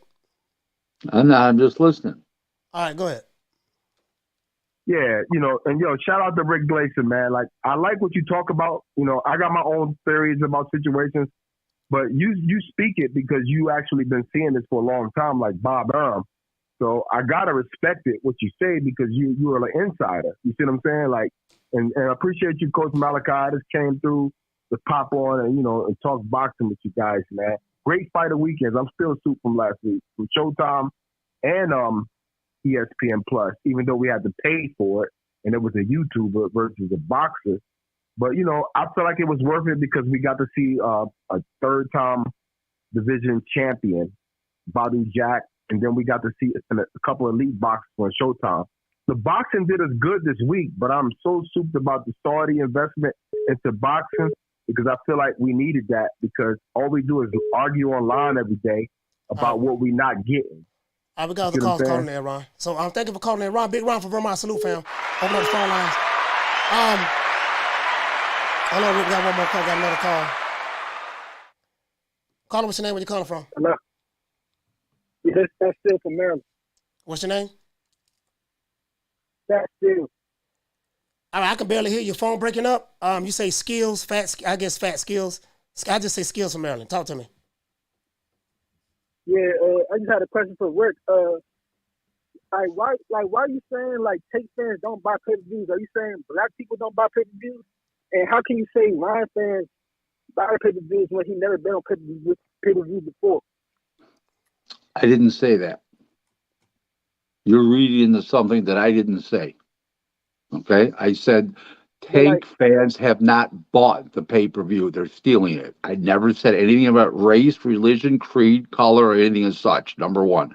Number two is I gave you my theory on why Ryan Garcia's people will buy the pay-per-view because they're not regular boxing fans. They're just normal, regular sports fans who don't know how to steal the pay-per-view. Okay, nobody said anything about like, color, how anything you, like that. how's That's in your how can that mind be fair only. though? Like, What? I think you saying Ryan fans don't know how to steal pay-per-views. How is that fact? They're younger. They're the younger fans. Social media fans No. is more strange on social media. They're what they call general sporting fans. My 3 brother-in-laws are general sporting fans. My wife's brother and my 2 sisters' husbands, and they don't know how to steal the pay-per-view. General sporting fans don't know how to steal the pay-per-view because boxing is the only sport that's on pay-per-view. The guy who's the diehard boxing fan, he knows how to steal the pay-per-view because it's on monthly. So they find ways to steal it. It's a big difference, believe me. Another thing is the general sporting fan will have a party around it and make a big deal out of it. Okay? Thank you. Appreciate your call. All right, shout out to you, fam. So, with skills from Maryland, salute to you, fam. Hey, Rick. So let me get these super chats out of the way because I want to piggyback. I want to piggyback off of that. Shout out to Anthony C. Hey, okay. Dropping that quarter of a dub on your boy. He said, question for Mr. Glaser. He said, do you ever see pay-per-view numbers being broken in today's age with the legal streaming? I can tell you that, no. No. Considering pirating fights are so common and easy? No, it didn't happen years ago. You had the occasional guys being able to steal one, but lately it's been real bad. What's this guy saying? Shout out to RNS1. Hey, okay. Dropping that quarter of a dub on your boy. He said, Rick, what do you think about the $50 million Bud has secured that Al turned down? I will say that I know it, as far as I know it to be real. I'm not saying to you that the deal would have come together. I don't know that, but I know about it, and I will tell you the money was real. Whether the deal would have happened or not, I don't know. We get into contracts and lawyers and everything else. You don't know if it's going to happen, but the money was real. All right. So my question is this: so you say that you believe that Tank Davis fans they don't buy a lot of the pay-per-views, and you're going basically. I know they don't. They've admitted it on social media. Yeah, but they've said it to you. They've said it to me. I'm on 2 shows a week on an average, and they admit. They brag about it on Facebook. They brag about it on Twitter. Different groups, Facebook groups. I've seen that as well. They called me stupid for buying it. But my thing is the numbers show because someone like Tank Davis, from what you're hearing online from these guys on social media, boxing fans, he should be doing 300, 400, 500,000 pay-per-view buys. But Steven Espinosa didn't say any of that. He didn't say that at all. He said the total opposite when he was being interviewed. So Ryan Garcia has never been on pay-per-view before, and you did break down that his fans are the general boxing fans, general sports fans. General sporting fans and Instagram followers. So how do you know? But what information do you have? That says that, hey, because they are general sporting fans, they are going to be they're going to buy. If Ryan never been on pay-per-view before, you have nothing to gauge it by. I happen to feel from experience and looking at his 9 million followers and looking at what my 3 brother-in-laws say, and that they're interested in buying and get together and watch them fight, and they're going to buy it. There's part of your answer right there. I do surveys for fights. I know what these numbers are going to do before they do them. I know the power of a survey. So a lot of these guys don't know what surveys are, but I know the power of a survey. Caller, what's your name? Where you calling from? What's up, Coach? What's up, Rick? It's the inevitable. D-Block, D-Town, D-City, D-Ville, Baltimore. Listen to Rick. What's up, Rick? You good today, brother? Yeah, absolutely. I get better with age. Rick, every day I get better. I'm right there with you because the caller before that, he tried to stunt something on you with Ray Faye, okay? Yeah. I see the fight. I'm a livid boxing fan. I am the hater for Tank Davis, and I'm okay with that. I love it. I enjoy it. I need it, okay? I have stolen his fight because he don't mean nothing to me to a certain persona. I have seen Ryan Garcia. I paid the zone because I want to see great fights. I know what they're talking about. We've had parties where we actually buy pay-per-view. If it's a good pay-per-view event, we do it. The younger generation, Instagram generation, I have my brothers, my family members. They don't steal the fights. The people that steal the fights are the ones that are actually trying to act like they're fans of that certain fighter, and they'll steal it. Because I've seen it. Listen, they're robbing the fighter. In those They're houses robbing where the they've stolen fighter. it, and they are, and that's the truth. So whatever he wanted to say about race bait on you, on certain demographics, like he's trying to say you're picking on one side of skin, that don't make no sense. Okay, because it's the truth. We've seen his pay-per-view numbers not go up higher and higher and higher and higher. It's already got to a plateau. The guy can't that's why he got the dance partner that he needed, which is Ryan Garcia. Just like when Floyd Mayweather fought Oscar De La Hoya, he needed Oscar actually, Oscar didn't even need him. Let's be honest with that. So Floyd got a jump by Oscar. It's about who you fight, when you fight, and when people are wanting that fight. Tank Davis has been fighting guys that don't mean nothing, okay? And that's why he's plateaued, okay? And yes, I do believe you, Rick, when you say his fan base are robbing him from his fight, and that's why they plateau. So Ryan Garcia is here. He's going to show everybody. He's going to knock out Tank Davis. What do you think about that, Rick? Will Ryan Garcia knock him out? I think he's got a good shot. Yes, Tank is easy to hit, and he's short. He's 5'5", and Ryan Garcia does very well with short fighters, and he catches him out with that left hook at the end of that big long right hand of his, and it could be lights out for Tank. Right. Thank you so much, Rick. I appreciate you, man. Thank you, Coach. Thank you. Yes, sir. I tell you something. For a guy with 6 nicknames in Baltimore, he's pretty intelligent guy. Yeah, D-Block, what's going on, fam? Hey, shout out to Loney. Shout out to Loney Barnes for dropping that half of. Hey, okay. Bam, dub on your boy. Salute to you, fam. Let me get the super chats out of the way, man. Let me get the super chats out of the way. Hey, thank you guys for supporting the channel. We got to get the likes up. I want to get to 300. Shout out to Official. Hey, okay. For dropping that half of. Bam, dub on your boy. Playtime's over, boy. He said Errol himself admitted he got fire stick. Shout out to you, Coach. And Rick, keep up the great work. Peace, y'all. Yes, sir, man. Salute to you, fam. Thank you so much for contributing to the channel. Rick, okay, so I think that's about all I had, all I really had for you, man. I was gonna break down. There's no other questions, nothing? I mean, man, it pretty much it is what it is. I rushed home for 35 minutes. Oh my God. Man, hey, okay, I'm losing my touch. No, you're not losing your touch. It's just that I respect your time. I do understand that. I know what your day was like. You had a busy day today, so I try to respect all of my guest time, But I want to say this. As it relates to the business of boxing, a lot of fights, some of the key fights not getting made. What say you about what's going on with Tyson Fury? I saw the interview of his dad basically saying that. Well, he's not wrong. The other guy wants more money because he's got 3 belts. Okay, the other guy wants more. Usyk wants more money because we're going to England when the other guy's the draw. Usyk can't draw. He's just a good B-side. He's like Holyfield was. So you don't think that fight should be 50-50 based on no, this? Absolutely not. Tyson Fury's not wrong. So what what should Usyk accept? I think they should pay him a flat guarantee. Nah, man. Be done with it. I mean, Brick, you know more about the business than I do. But I think they're going to be. I think they're going to.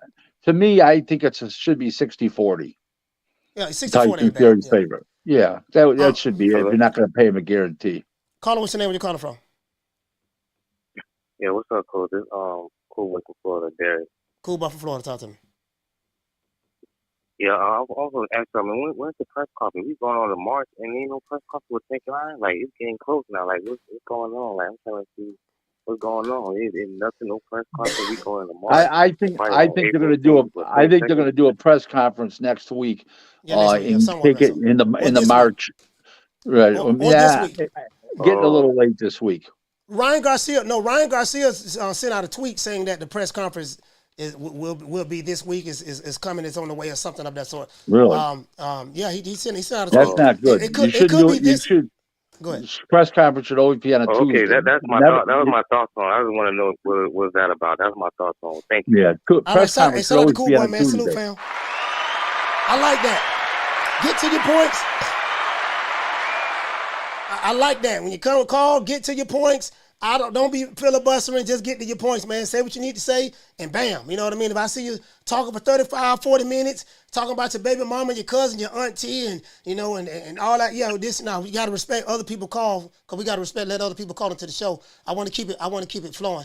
Shout out to Keys. Shout out to Keys to the Game Boxing. Hey, okay. Dropping out half a bam, dub on your boy. He said, I agree with Rocha moving up due to other fighters falling out of the rankings. Simple. Now, how many months do Bud have to satisfy his mandatory? He said his last mandatory was Sean it doesn't go by months. He just has to fight him next. So whether the fight happens in May, June, July, as long as it's next for Bud, it doesn't go by months. Yeah, I can answer that question as well, though. It's been mandated. They, according to what the WBO put out, Crawford and Golden Boy have until they got 20 days to negotiate a deal. If they're not able to negotiate a deal within 20 days, the fight is going to go to purse bid. The fight is going to go to purse bid. So that's the answer. That's the answer to that, Keys to the game. Shout out to Trouble T. Roy. Hey, okay. Dropping that half a bam dub on your boy. He said, Rick and Coach. So if a New Way Fulton happens, does that put the wrong side of the street talk to sleep? Finally, I'm officially reckless. Okay, I'm officially reckless. No, it doesn't, because it's a mandatory, and he what's his name is number one. Nui, so they didn't really have any much choice. It was either fight a Nui or flee for Stephen Fulton, and he forced Heyman's hand, and he says, "I want to fight," and he's going to do the best thing and go over there and fight and do the best he can. So that does not put it to sleep. Put it to sleep would be a fight that's not a mandatory. Okay, so that would put it to sleep. So yeah, you know what I mean? So yeah, because what's going on with the Fulton fight? We haven't heard anything about that yet. Are there any contracts been signed to your knowledge, or what's going on? Yeah. Okay, so that's official. It's been announced. Yeah. Okay, it's official. So yeah, I know it's been announced, but it's official. So Fulton, do they have a fight date as of yet? That you know? I don't. I believe they do, but I'm not privy to it. But they said it's happening. Maybe they're getting a particular date. I don't know that, but it's going to be on ESPN in the United States or ESPN Plus. It's not going to be on Showtime. Shout out to Lonnie Barnes. Hey, okay. Dropping that half a bam dub on your boy. He said it's obvious Errol is the reason the biggest fight in boxing isn't happening. He said, didn't Leonard Ellaby and Derrick James say they want Errol Spence to fight who he wants? They have said that in interviews. I got a million receipts on that, man, but it is what it is, man. I'm not tripping around Lonnie. I get it, fam. I get it. Call him, what's your name? Where you calling from? What up, Coach? It's Drew. Shout out to Drew from LA. Yeah. Talk to me, fam. What's going on, Rick? You there? I'm here. Rick, why you lying for Usyk, man? Usyk deserves 50-50. One, Bob Arum already said that's your opinion. That's your opinion. Stop it, Rick. You never sat down. Stop it. I'm breaking them down right now. One, Bob Arum already said Usyk had agreed to the deal with the Saudis. So now you want Usyk to go to London and take less money because Fury's not getting paid from the Saudis like AJ. Bottom line is, Fury's not the draw AJ is. He better take the 50-50 or he's ducking or go. Well, I beg to differ. I beg to differ with you. Rick, have you been? When's the last time you've been to London, Rick? I don't have to go to London. I know what the figures are. No, listen. Okay. Have you gauged AJ, listen to me. Don't talk over me. Okay, you called in. Okay, I didn't call you. Okay. AJ's not going to be the draw that he once was. He's still an excellent draw, but he just fought Tyson Fury. Just fought what's his name? White did 95,000 people. Fought what's his name? Had no chance. To Shore drew 65,000 people. And what? It flopped on pay-per-view. Rick.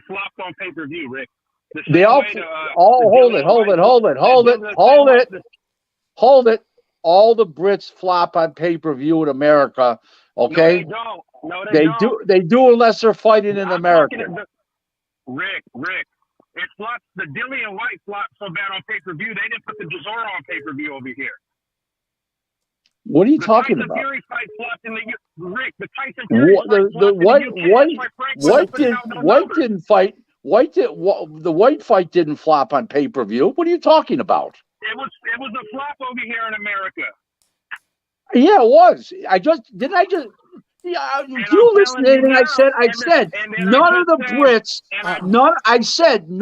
Brits that fight each other do well over in America on pay-per-view when they fight each other. I just said that.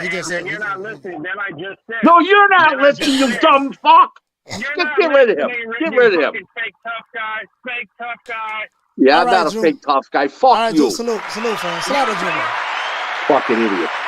I All just right, said listen. them. None of them do well fighting each other. Then he backs up over that. I mean, what the fuck's wrong with this guy? Listen. All right, listen, man. Listen. This is what I was going to say. Drew, there's nothing that Rick is going to say that's going to convince you otherwise. You came in kind of hot and heavy, Drew, for whatever the reason may be, so be it. There's nothing that Drew is going to say that Rick is going to agree to, right? So you know how you settle all disputes? You agree to disagree and move on. I don't believe in if you just want to argue for the sake of arguing, fine, there's nothing wrong with that. Whatever issue that you may have with Rick Glaser or vice versa, that's between y'all. I ain't got shit to do with that. You get what I'm saying? But we got to keep the show going. Let me go and get this super chat out the way. Hold on, let me get this out the way. Hold on. I ain't gonna lie, that shit was kind of fun. I wasn't expecting you to snap like that, Rick. I wasn't expecting that. Shout out the keys to the game. Hey, okay. For dropping that quarter over. Bam, dub on your boy. I had already said to the man, when two Brits fight each other over there in America, they don't do well in America on pay-per-view. Then he comes back, the fight failed on pay-per-view. But it wasn't based on American pay-per-view numbers. It was based on UK, and White and Fury did tremendous over there. Shout out to Keys to the Game. He said, my question was how many months between mandatories? My apologies. Last November. 18 months. Some organizations, 9 months, some 12, and a super champion like Crawford is 18 months. 18 months. On Keys to the Game, that's the answer, 18 months. For Crawford. For Crawford, because he's a super champion. Yeah. Because he's a super champion. Yeah. Shout out to my brother Steve Kim. Steve Kim said he's told that the fight with Fulton in the new way probably will be May the 7th. There you go. Yeah, so Thank you, Steve. Well, hey, shout out to Steve Kim. Shout out to Steve Kim. Caller, what's your name? Where you calling from? The Code Keeper from Albany, Georgia. The Code Keeper from Albany, Georgia. Talk to me, fam. What's up, Coach? What's up, Rick? How you doing? I got a question. I'm doing fine.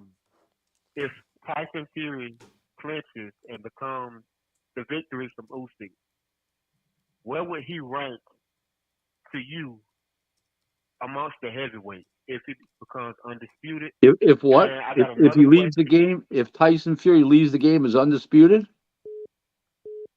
Yes, if he becomes undisputed. If he leaves the game as undisputed, I would have him rated about number 5 all time, number 6 maybe. Mm-hmm. Undefeated and undisputed, 5 or 6, yeah. Mm-hmm.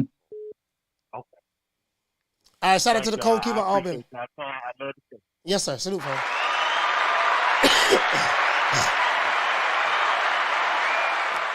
I got that super chat out of the way. Yeah, so it is what it is. So my thing is this here. We can talk together, but if one guy's yelling and another guy's yelling, or you ask a guy a question and you're not allowing him to answer the question and talking over each other, that's just going to be non-productive. No one is going to get, you're not going to prove a point like that at all. You're just not. Shout out to Jugs. Hey, okay. Dropping that quarter over. Bam, dub on your boy. He said the previous caller brought a knife to a gunfight. Shout out to Jugs. Salute to you, fam. Hold on, we got another call. We got another call, Rick. Got another call. Rick, that woke you up. It looked like you were dozing off, going to sleep. You don't woke up now. There's nothing about me that's asleep. Trust me. Caller, what's your name? Where you calling from? Yeah, hi. This is Raphael 32 calling from Toledo. I just want to say I'm just tuning in. I heard a little bit of the caller. Normally I tune in at the beginning of the hour, but I have some things to do. I'm just tuning in, and I just want to tell everybody, be respectful when Coach has these people coming on, because this is a treat to have somebody like Rick coming on and the writer Kim coming on. So be respectful to these people. And second, Rick, now it's funny you guys were talking about that. Can you explain to people how, because people are always like, boxing over here is dead, and England is like this mass of it does better over there. It kind of does, but my thing is, to me, the United States is still the number one money maker in boxing events. and at the gate especially. So can you talk a little bit about well, that? And just I think people about that. I think the biggest fights in the world, except for now the money coming from Saudi Arabia and Abu Dhabi and the Middle East, let's just say in general, the most attendance at the door is going to be Las Vegas, New York City at the Madison Square Garden, and at what was the Staples Center in LA. I believe it's called the Crypto something. I don't know. I don't the way I don't know. You're right. It's called like the Crypto Center now. But I've said that in chat. Thank you. I think the biggest fights will happen there, and they have happened there. They'll continue to happen there. The problem with boxing in the United States is not when we have the biggest fights; is when we have the medium fights. Nobody comes.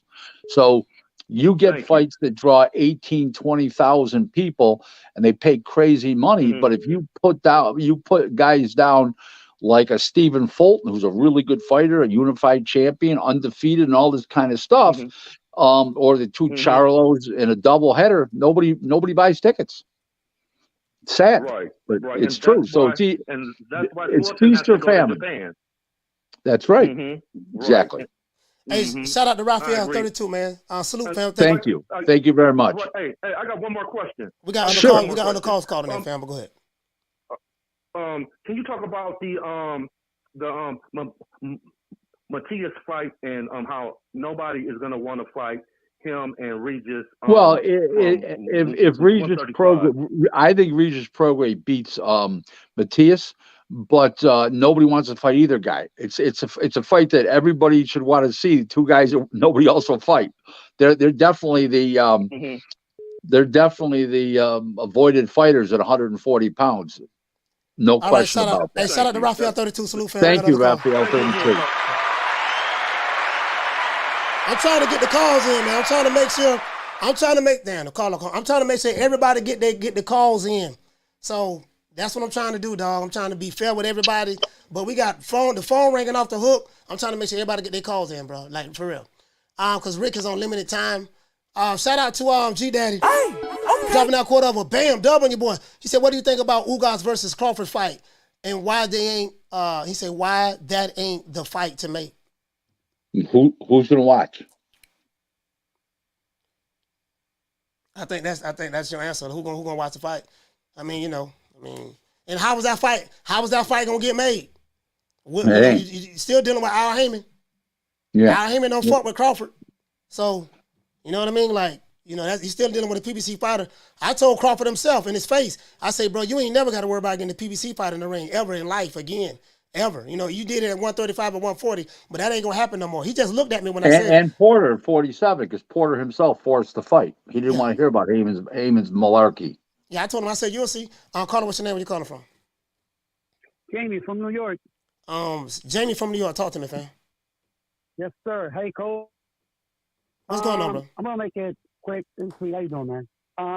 I know Fury is the lineal champion, but I feel that Usyk has done more in boxing. The fact that he was undisputed at cruiserweight. So I don't care about the money split. We're not going to get any of it. I just want to see the fight. That's my point, Coach. Yeah. Thank you for taking my call, brother.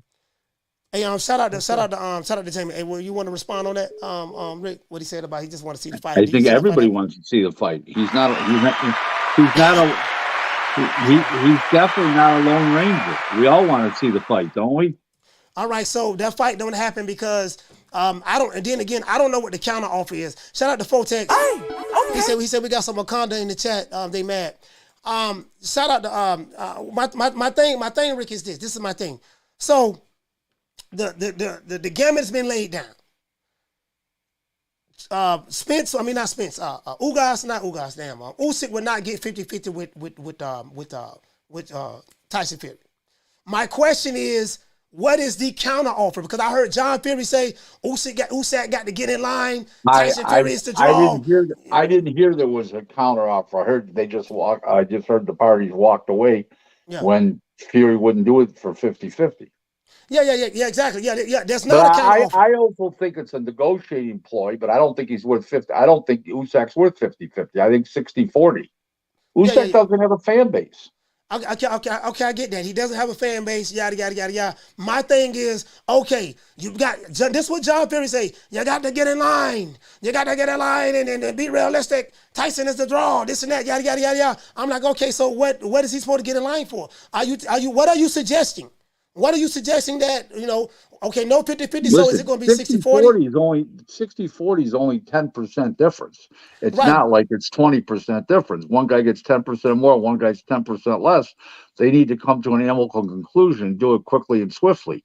But I think it's a 60-40 split. If I was Fury, I wouldn't take anything different than 60-40. So my thing is, okay, why they won't do a counteroffer? I don't know if they're preparing one or not. Who knows what they're doing?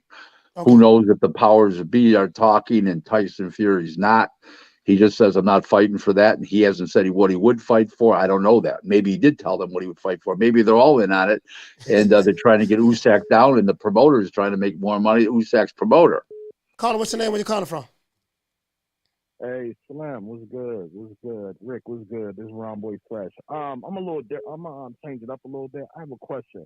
What is the word in Atlantic City? Why isn't any mid-tier or big fights happen in Atlantic City? No money. No? People don't go to Atlantic City anymore. There's too many casinos around the country, like in a bunch in Connecticut, a bunch in New York City. They're all over. They're in Maryland now. There's a couple casinos in Maryland now. There's two of them. There's the MGM National. There's the other one, Maryland Live. So people don't have to travel to Atlantic City to get their gambling fix anymore. Now in the summertime, it's still a little bit of a draw because the ocean, the boardwalk, the taffy, and all the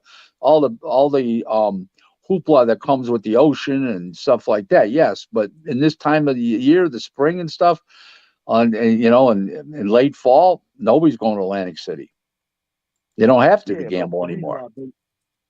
Not necessarily the gambling aspect, but wouldn't you be able to? Wouldn't it be a good thing for them to use boxing to actually bring? You would think so, but it's the opposite effect. If they're going to come, they want to keep them there, so they bring them in. They bring the fight Saturday night. They bring the gamblers in on Thursday, so they gamble Thursday, Friday, watch the fight Saturday. They're broke out by Sunday, and they go back home. But right now, there's no reason to bring them to Atlantic City. There's nobody's going to come to Atlantic City. Yeah, I can dig it. I see that part, but I was just using that because I think that's a good spot for like a booth or Fulton. You would think so. Common sense tells you you're correct, but actuality tells you you're wrong. Yeah, I got you. I can dig it. All right, that's all I got for y'all. Thank you. Man, shout out to Ron Boy Fresh, man. DC stand up. That's a good question. Good question. Yeah, that was a good question. All right, Rick, we got a couple of more super chats. I'm going to let you go. Hey, shout out to Keys to the Game Boxing. He said, so if my math is correct, it hasn't been 18 months. This is a bit early. Seemed rush. Salute to you both. No, 18 months would be... No. November 20th it was. Right. So you take a year, you take 2 months, and you got May, June. Man, so there you go. So I just sent them a chat, a message. I say 18 months is in May. So you don't wait till 18 months to start negotiating. You mandate the fight now. You negotiate now, and you have the fight in May, i.e., 18 months from the time. It'll be in May or June. Right.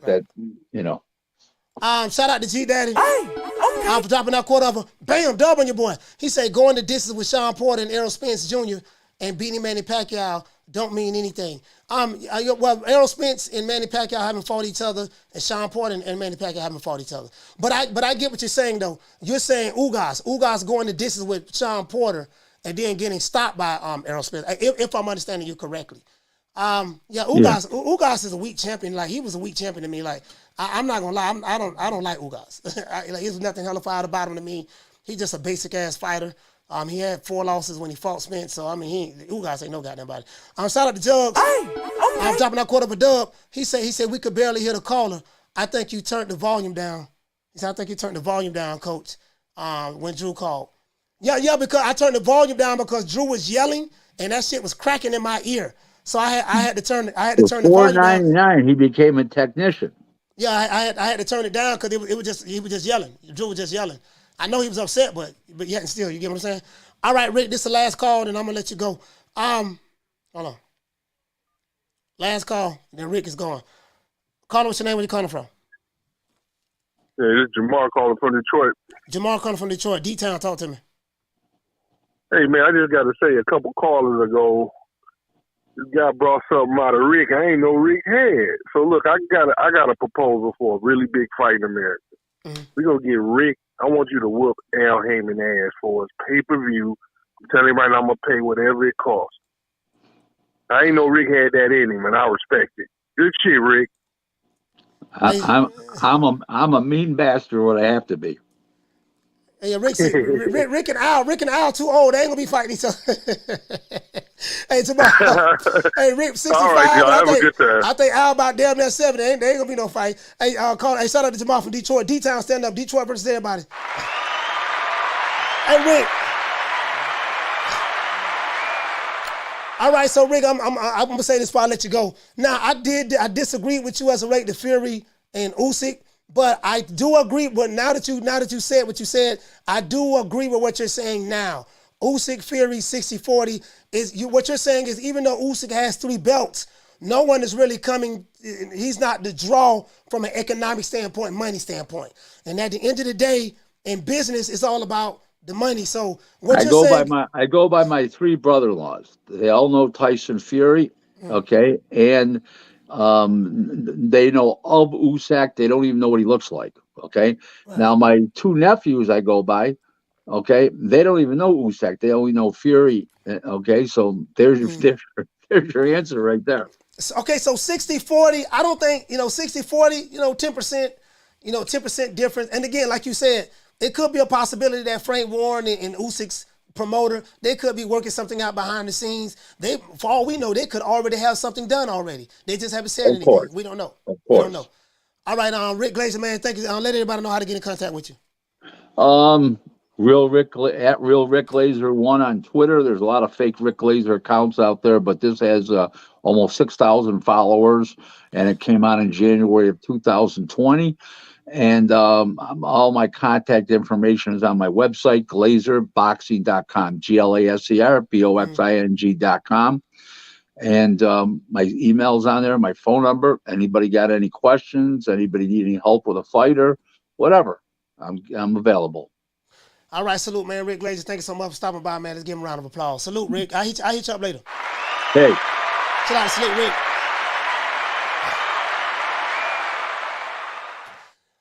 Shout out to what Baltimore Rats. What did you say, fam? You say blacks buy pay-per-view, Rick. Baltimore Rats, let me ask you a question. Does Tank Davis only have black fans? Anybody that's a Tank Davis fan in the chat, does Tank Davis only have black fans, black boxing fans? Can anyone answer that question? Phone lines open 530-494-9636. Raphael said no. Will said no. Teach said no. So I got a follow-up question to that. Shout out to Keith to the game. Okay. Dropping out $2 super chat. He say salute, coach. Appreciate the feedback. Yes, sir. So my question is this.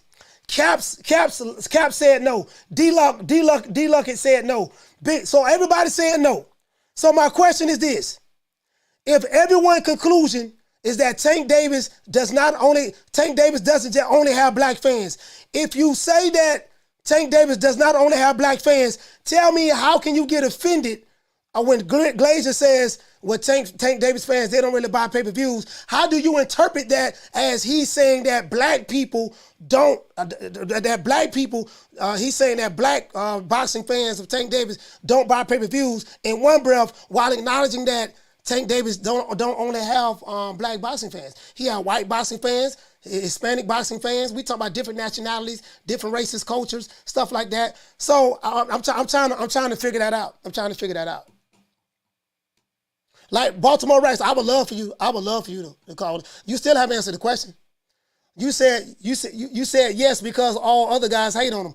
Okay, all other guys hate on him, but all other guys hate on Terence Crawford. All other guys hate on Anthony Joshua. All other guys hate on Canelo Alvarez and other fighters. What does that have to do with race? Baltimore Rats. I don't know if you answered the question. Are you saying that Tank Davis don't have white boxing fans? He don't have other races and nationalities, boxing fans, you only have black boxing fans. If that's what you're saying, then I can see why you interpret it that way. But you got to defend your position better than that. Because other guys hate on them. You got to defend your position other than that. You got to defend your position. If that's all you got, fam, that's a weak comeback. That's a weak comeback. That's all you got. I mean, I get it. I do get it. Trust me, I get it, bro. I get it. I don't know. I get it. Trust me, I get it. I get your mindset. I get it, but hey, what to say? Priorities. What to say? You say only ignorant, arrogant, emotionally compromised people. I get you trying to say people would interpret it in the matter you're referring to, Coach. Wow. Yeah, don't block nobody. If they not spamming the chat or nothing of that sort, don't block them. Just leave them here. Hey, we got to get the lights up, man. We got to get the lights up. As a matter of fact, shout out to Team Freeway Boxing. You guys know that TRUMedia Today USA Boxing. We are the official podcast of Team Freeway Boxing. It is what it is. Shout out to my brother. I'm looking forward to seeing him in LA in a month. What's my name? My name is nobody, and I don't live nowhere, and I don't know nothing, I don't know, because I know that you gon' tell God on Jesus, kiss of Judas, silver pieces, monkeys acting in the monkey show, gangsta monster killer, silverback, where is your rap sheet, man, that you never explains, moving fast, thinking slow, dummy clown, silly Billy, need a hug, thugs on drugs, monkeys acting in the monkey show. Hey, what to say? Shout out to Will. Hey, okay. Dropping that quarter over. Bam, dub on your boy. He said, Hey, Leroy. Super chat received. Playtime's over, boy. Will say because they only hear what they want to hear. That's the truth. They only hear what they want to hear. That is true. When you're a closed-minded individual and lack critical thinking skills, that is true.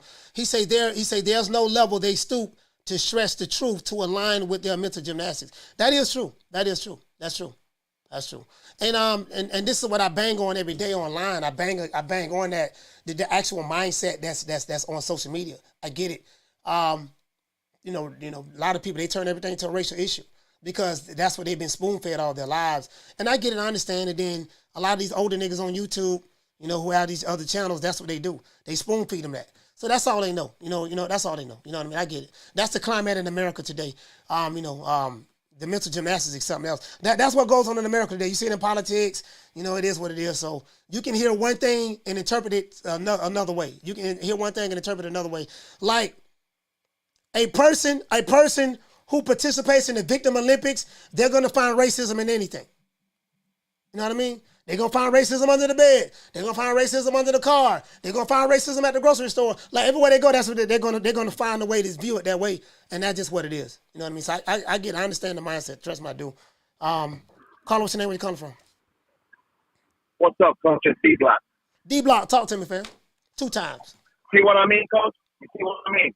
Your phone breaking up. Your phone breaking up. Okay. Can you hear me now, Coach? Yeah, I can hear you a little bit. Why would he have to say that? Phone breaking up again. Sam Davis, okay? Okay. Let me get off here.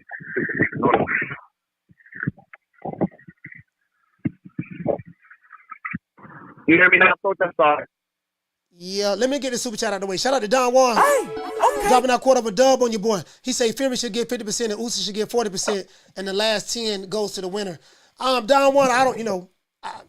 That my thing is Don Juan. I heard what John Fury said as it relates to Usyk and his son negotiations. I just don't know what the counter offer is. So, but I get what you're saying. D-Block, go ahead. My bad, Coach. I'm sorry, man. I have my Bluetooth on. I'm over here driving. Yeah. Why would that guy even post that, man? Talking about Tank Davis only has that's the whole thing. So he's thinking that Tank Davis only has black fans. That don't make no sense, man. No. That's why I asked the question. If you are of the opinion that when Rick Glaser says, and I'm not defending Rick Glaser at all, but I'm asking, but anybody who's grown and logical and don't think overly emotional, just hear what I'm saying. I'm not talking to the beta males. I'm not talking to the dudes who don't know who their father is and and see everything through a racial lens. I'm not talking to you guys. Yeah. There's no getting through to you guys. I get that. But for those who are logical and have common sense, if you interpret that Tank Davis fans, now if Rick Glaser would have said, if Tank Davis black fans don't buy pay-per-views, or if Tank Davis white fans don't buy pay-per-views, then that's how you interpret it. Cool, I understand that. But he said Tank Davis fans. So that's why I asked the question to anybody who's a Tank Davis fan. Do Tank Davis only have black fans? And if the answer to that is no, how do you interpret that as he's only talking about black boxing fans of Tank Davis? How do you interpret that? Is that, you know? For sure. That's what I'm saying. Like, it's just, I know a lot of people like at work. They love Tank Davis. Yeah. They love what he's done in the box. They love the way he is. His attitude, his demeanor. They call him the next Mike Tyson. Yeah. I mean, that's cool. You know, I love Devin Haney. So I'm Hispanic. I'm not supposed to like Devin Haney because he's black. That don't make no sense. You know what I mean? Yeah, but but he didn't say that. But he didn't say that Tank Davis only had black fans. He didn't say that. He interpreted. He asked the question. He interpreted it as, why are you saying that? I got to go back and look at the question. I got to look at his reply. Yeah. But the way he interpreted, he just said that he interpreted that Rick Glaser was insinuating that only black fans don't buy pay-per-views. How he got that out of that, I have no idea. I really don't. Like, I'm still trying to figure that part out my goddamn self. But anyways. Yeah. But D Block, salute to you, fam. Salute. Shout out to D Block. All right, bro. Shout out to Swift 718. Okay. Dropping that quote over. Bam, dub on your boy. Hey, Leroy. Super chat received. Playtime's over, boy. He said we search for reasons to get offended by everything except for advisors and promoters blocking fights and having no respect for us or our dollar. Well, you know, the consumer at the end of the day makes the decision, Swift, so it's up to the consumer. We have phone lines open. Shit, we rocking out. We less than 2 hours down. We're going to rock out about another 40 minutes. Phone lines open, man. Y'all call the old boy, man, on 530-494-9636, 530-494-9636. It is what it is. The phone lines open, man. Anybody want to call into the show, call into the show. Anybody want to call into the show, call into the show.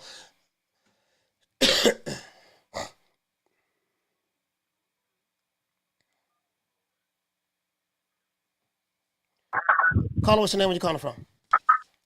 Right. This Rax right here, coach. This Rax right here. Rax, where you calling from? Baltimore. Rax from Baltimore. Baltimore Rax. Baltimore Rax, talk to me. Man, what I was saying is, that most of Tank's fans, coach, is what? Now, yeah, of course, everybody knows. Of course, you got white fans, African fans here, but his majority of his fans, when you go look in that crowd, you see 80% black people out there. That's what that's what I meant by it. Don't act like we don't know what I don't know if that was he was trying to say, but it sounded like, oh, they don't buy any pay-per-views. But looking at the numbers, Ryan fans, they're going to buy some, but Tank fans, come on. Canelo fans, I'm a Canelo fan as well. I have, but what we tend to mind compared to all the Mexicans, the majority of those are, 90% of those are Mexicans. Of course, we have fans, you're a fan maybe of Canelo, but, that's the point I was just trying to make. 85% of them, and I ain't trying to make them racial. We don't do that over here with this channel. I know that, but I'm just saying, the way it sounded, I know he got something against PBC, and anybody who comes from PBC, but, I'm from Baltimore. We all buy fights over here. So it's like insulting. Like, what do you mean by nobody buys me? I just don't understand. Yeah, so let me ask you a question. So I get what you're saying. You're saying when you go to Tank Davis fights, you're talking about the people who are inside of the arena, the people who actually buy the tickets. My question is, how do you know who buy the pay-per-views? Like, what do the people look like who buy the pay-per-views? That's what I'm saying. Well, you can ask him the same question. He's not in nobody's house. All these numbers are, fabricated and blown out proportions. He's saying 200,000. Somebody else saying 600,000. Who's telling the truth? We really don't know. So, I'm not going to take his word over this another credibility's word. Nobody knows what's true or not. I know he ain't in nobody house. He don't know what nobody doing in Baltimore. That's all I was saying, though, Coach. All right. All right, shout out to Baltimore Rats. Salute, fam. Get our phone. Baltimore Rats, you had a bad reception, fam. I heard a lot of beeping in the background, and the phone was breaking up, fam. So if you want to call back when you have some more clarity, you can call back. We're going to shut the show down in about another half hour. So if you want to call back, fam, call back. But my thing is, Baltimore Rats, is this. My thing, fam, is if Tank Davis is this, he's a star. And Tank Davis is, from what I've heard prior to what Stephen Espinosa said, you know, he's this mega star. He's a pay-per-view star. He's a cash cow. Pay-per-view stars, cash cows, they have fans from many different backgrounds and demographics.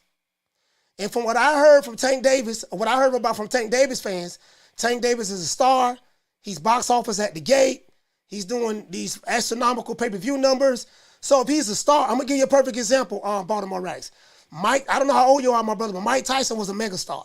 Mike Tyson he was a global icon, right? He had fans from many different races, backgrounds, and nationalities, right?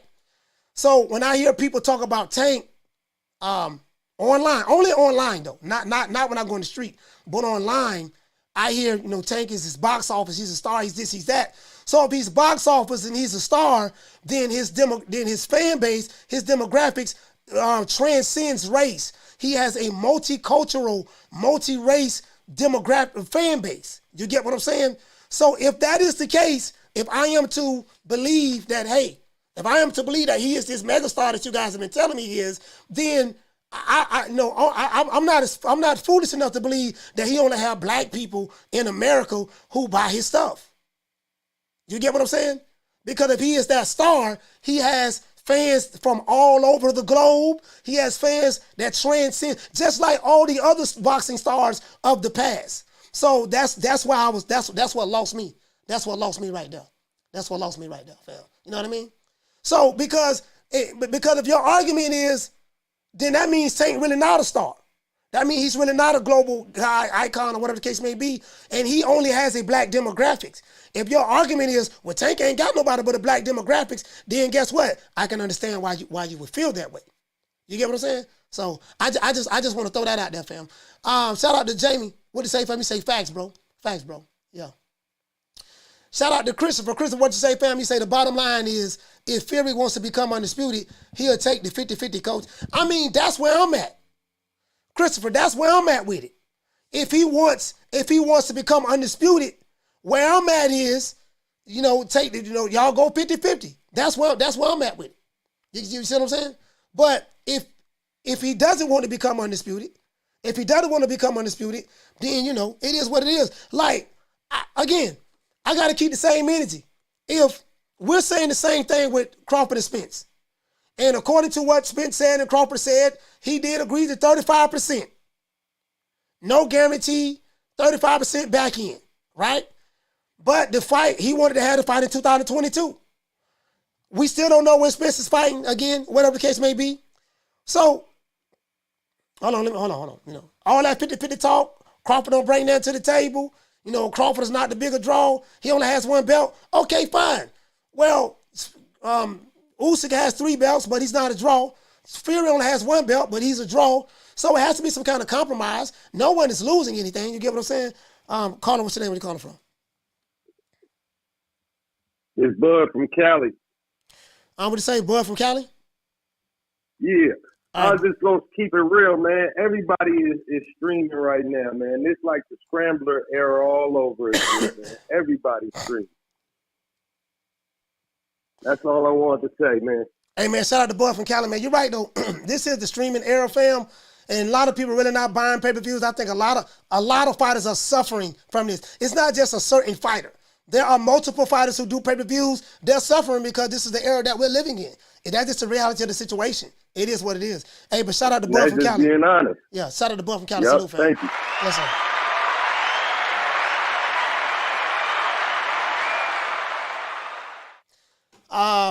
Let me address the people in the chat, man. Talk to the people in the chat, man. What's going on, everybody? Let me talk to everybody in the chat, man.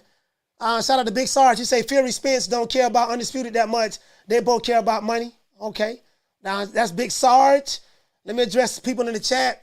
Haleen, what did he say? He say most talked about boxers in the UK are Benavidez, Shakur, Devin Haney. Oh, you talking about American? Talking about American fighters? Shout out to Green Eyes. Shout out to Green Eyes. P, she said, I live in an area that more multicultural than anywhere in Liverpool. My little close. He say, my little close all nations. Okay. And what to say, Chris, you say, Coach, make the AB versus Big Rolo fight. Hey, Chris, boy, you said some real stuff just then. Adrian Broner versus Big Rolo. I think that'll be a good fight.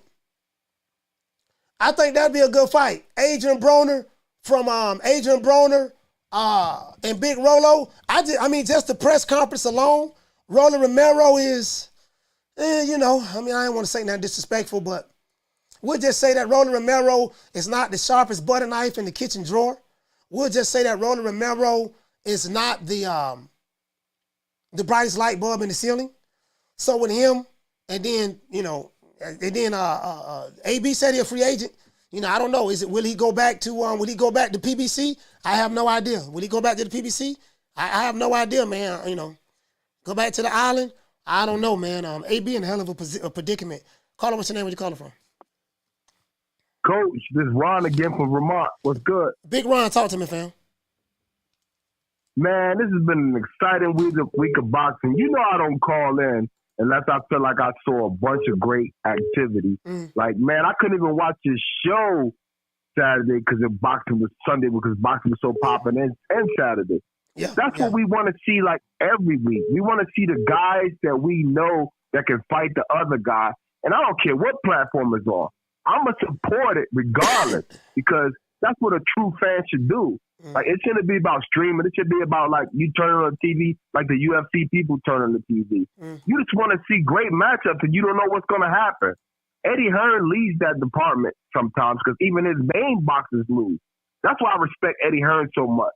You see what I'm saying? But I appreciate what Deontay Wilder did. He went over there and he was an ambassador. And I hope he proves himself right again because I've always been a Deontay Wilder fan. I've always been a Tank fan. But I'm going to criticize him as a consumer. You see what I'm saying, Coach? Like, just fight the people we want to see you fight, and then we ain't got nothing to say bad about you. And I don't even talk shit about them. I just clown them. You see what I'm saying? But, I just appreciate your chat and the people that come through your chat. It's a blessing to see that people not going to be biased. They're going to just speak their piece. You see what I'm saying? That's all I want to say, Coach. All right, shout out to Ron from Vermont. Salute, fam.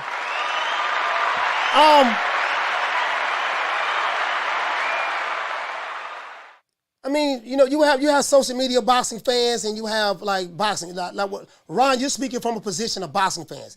You're saying you're a boxing fan. You just want to see the good fights every weekend. But I'm gonna be honest. Even back in the day, we didn't get good fights every weekend. We didn't get that every weekend. You get what I'm saying? What's going on in boxing today is nothing new. I can't put it on Al Heyman or Bob Arum or whoever the case may be. What's going on in boxing today is really nothing new. This is nothing new in boxing. There's never been a time that I can think of where we just got good fights every weekend. So I can't sit here in front and act like this is something new when it's not. But it is what it is. We have two different kind of fans in boxing today. We have a no-caller ID calling me. I don't answer no-caller IDs. If you can't show me the respect to show your phone number, then I can't show you the respect to answer the phone. I don't answer no-caller IDs. Show your phone number. Don't be scared. Show your phone number. But you get what I'm saying. So it is what it is. It is what it is. Hold on, let me see what we got.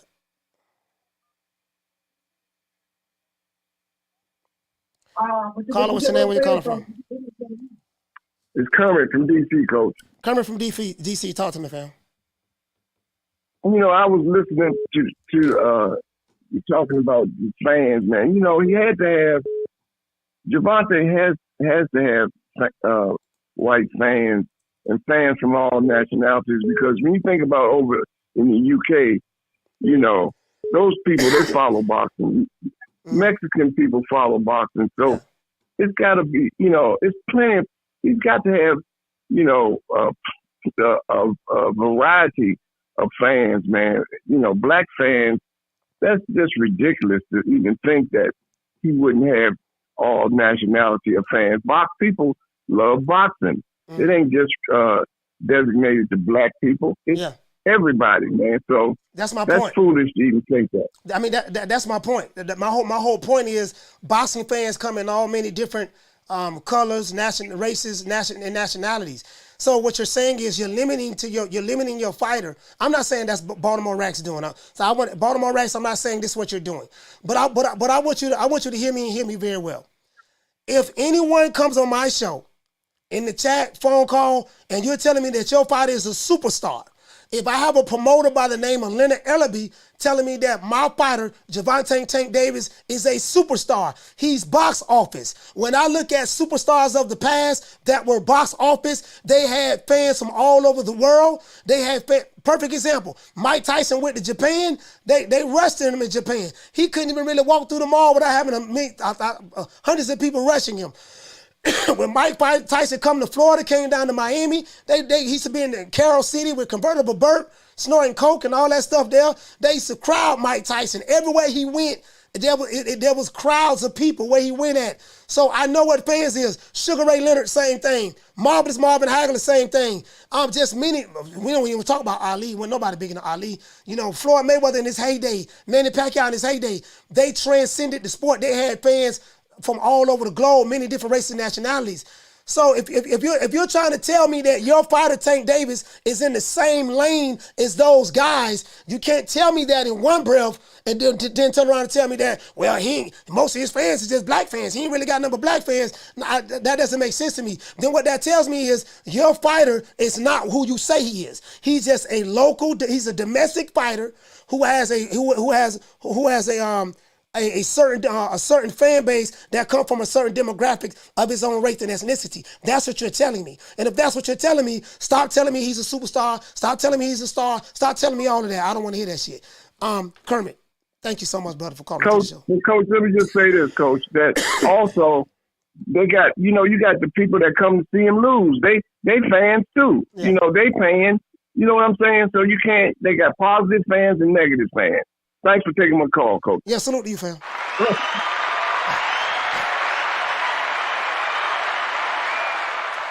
Shout out to Jugs. Hey, okay. Dropping that quarter over. Bam, dub on your boy. Hey, Leroy. Super chat received. Playtime's over, boy. Like me, I don't want to limit the brother like that. Y'all told me he was a superstar, so I'm going off of what you told me. Now you're saying he's not a superstar. You know what I mean? So I'm like, okay. Well, so, what am I to believe? Where am I at with it? Because you got to understand, my mindset, I'm 49 years old. I know what a superstar is. If you're telling me this what this guy is, then guess what? He has more than black fans. Shut that soft-ass shit up. And the best man to win. That's some soft-ass shit. Shut that soft-ass shit up. All that soft talking. I know you can do it, man. You got to, man, shut that soft-ass shit up. Shout out to Jugs. He said, Coach, earlier the chat requested someone to Broner. He said, give him the Broner for me. I just did it because I just read the chat. Salute to you, fam. Shout out to Myron. What's going on, man? Myron, I ain't heard from you, man, since 1972. Salute, fam. Shout out to Boston Logic United. Hey, okay. Dropping that quarter over. Bam, dub on your boy. Hey, Leroy. Super chat received. Playtime's over, boy. Myron say, show your face and phone number. He say, punk ass ninjas. He say, DC and out. DC stand up, man. DC stand up. Shout out to Baltimore Racks. Hey, okay. Dropping that $2 super chat on your boy. He said, I want to say kumbaya, my Lord, Coach. Okay, all right. It is what it is, fam. It is what it is. Shout out to Baltimore Racks. Salute, fam. Call him, what's your name? Where you calling from? The 626 Jacob from LA. What'd you say, C. Jacobs from LA? 626 Jacob from LA. 626 Jacobs from LA. Talk to me. I got two questions for you, Coach. Do you think Crawford went to Golden Boy that one day to settle the Rocha fight? And how much pay-per-view do you think Plant and Benavidez will do? The answer to the first question is no. Crawford already knew I can tell you that for a fact. Crawford already knew that he was going to have to fight as mandatory. If you look at the interview with the Boxing Voice, they had Paco. Do you know who Paco is of the WBO? Oh, yes. Yeah, Paco, if you watch that interview with the Boxing Boys, Paco said that Terence Crawford more than likely would be fighting as mandatory. They would be mandating that, and he said be on the lookout for that very soon. His 18, because he's a super champion, he has 18 months to defend his title. His 18th month will be up in May, so he pretty much already knew who the mandatory was going to be. Why? One, Virgil Ortiz is ranked number 1. Did you know why Virgil Ortiz was removed from the number 1 ranking? No. He was removed from the number 1 ranking because he petitioned to fight. He went the WBA route. He petitioned to fight Mantis Stanionis for the WBA Reggie belt. So once you petition to fight someone for the WBA Reggie belt, and you've been scheduled from another sanctioning body to fight another champion, which is Stanionis is a Reggie belt champion, then the WBO will automatically remove you from that spot. So now, number 2, the next guy in line who would have been number 1 is Jerron Boots Ennis. Do you want to know why he was removed from the number 2 spot? Why is that? He was removed from the number 2 spot because he went the IBF route. He petitioned the IBF to fight I forgot the guy who he fought. Some guy named Karen. He beat him. Boots Ennis is now the IBF intern champion. So basically, he's in line to fight Errol Spence for the IBF belt, and Virgil Ortiz is in line to fight Errol Spence for the WBA belt. So they chose to go that route. Number 3 was Keith Thurman, but Keith Thurman is in the process of fighting Errol Spence. He is the WBA, he's the WBC mandatory for the welterweight division, but Errol Spence and Keith Thurman are fighting at a catch weight of 154 pounds, which has nothing to do with the 147-pound mandate. What's going on, I have no idea. So the number 4 guy that was in line was Alexis Rocha. So that's why Crawford is fighting Alexis Rocha. Had nothing to do with him going over there making that happen. That's one. And number 2, what was your second question? It was how much paper do you think Plant and Benavidez is going to do? They're not gonna do well. I mean, I figure Plant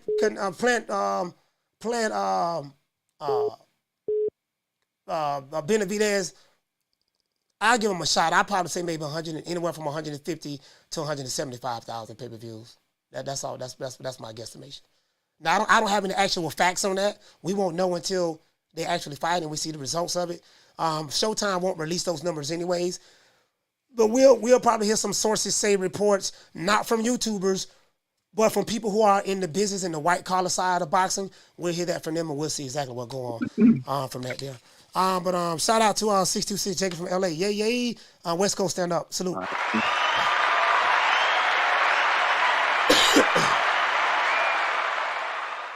Hold on, guys. Let me get the other super chats. Shout out to Jugs. Hey, okay. Dropping out quarter over. Bam, dub on your boy. He said when I hear the word kumbaya, he say the Broner comes to mind. Hey, Leroy! Super chat received. Playtime's over, boy. Salute to you, fam, for the quarter of a dub. Shut that soft ass shit up. And the best man Shut to win. that's some soft ass shit. Shut that soft ass shit up. All that soft talking. I know you can do it, man. You got the. Man, shut that soft ass shit up. Shout out to Swift 718 for renewing his membership. He said, "What do you think about AB versus Conor Benn fight?" I think that'll be a good fight. I'm not gonna lie. If I see Adrian Broner fight Conor Benn, I'm picking Conor Benn. I'm picking Conor Benn to beat him. You know what I mean? I'm just being honest with you. I'm picking Conor Benn to beat him. Adrian Broner, I don't know if his heart is there in boxing anymore. He hardly fights. He's not an active fighter. And I think at this point, Adrian Broner is broke. He doesn't have any more money. So he's just fighting for money at this point. Whatever money he had, he kind of screwed that up. So I'm going with Conor Benn. I'm going with Conor Benn. Hey, okay.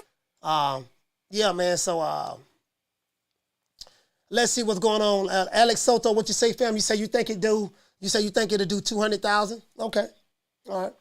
We'll see. Raphael say Broner wins. Yeah, I ain't got no faith in him. I like AB. I like him a lot, but he doesn't fight enough, fam. He doesn't fight enough. He's not an active fighter. He doesn't act the fighter. You know what I mean? So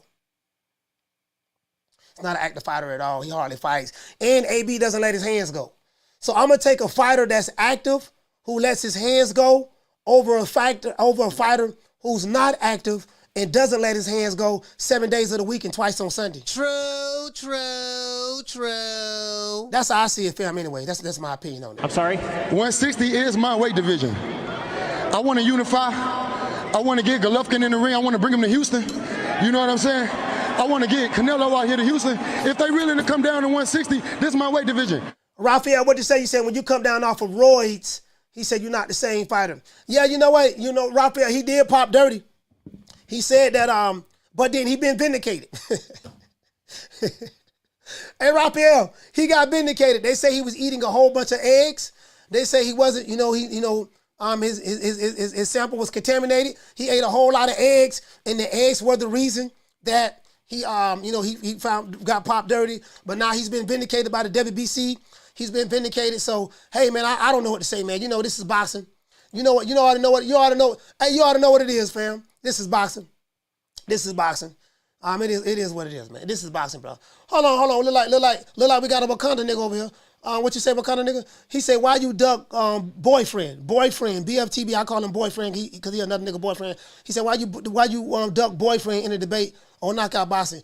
For one, Ron the Don, I don't listen to boyfriend, BFTB, and I don't listen to knockout boxing. So, sir, I think you got the wrong guy. I don't know what the fuck you talking about. I don't even talk to that nigga. I don't talk to neither one of them niggas. So, Wakanda nigga, I say this respectfully. You can take your bitch ass back to the Alphabet Boy community because this ain't the channel for you. Don't block them. I do appreciate your little $2, but next time, save your $2, dog, and go half on the Nick Sack. You Nick Sack, registered smoking ass nigga.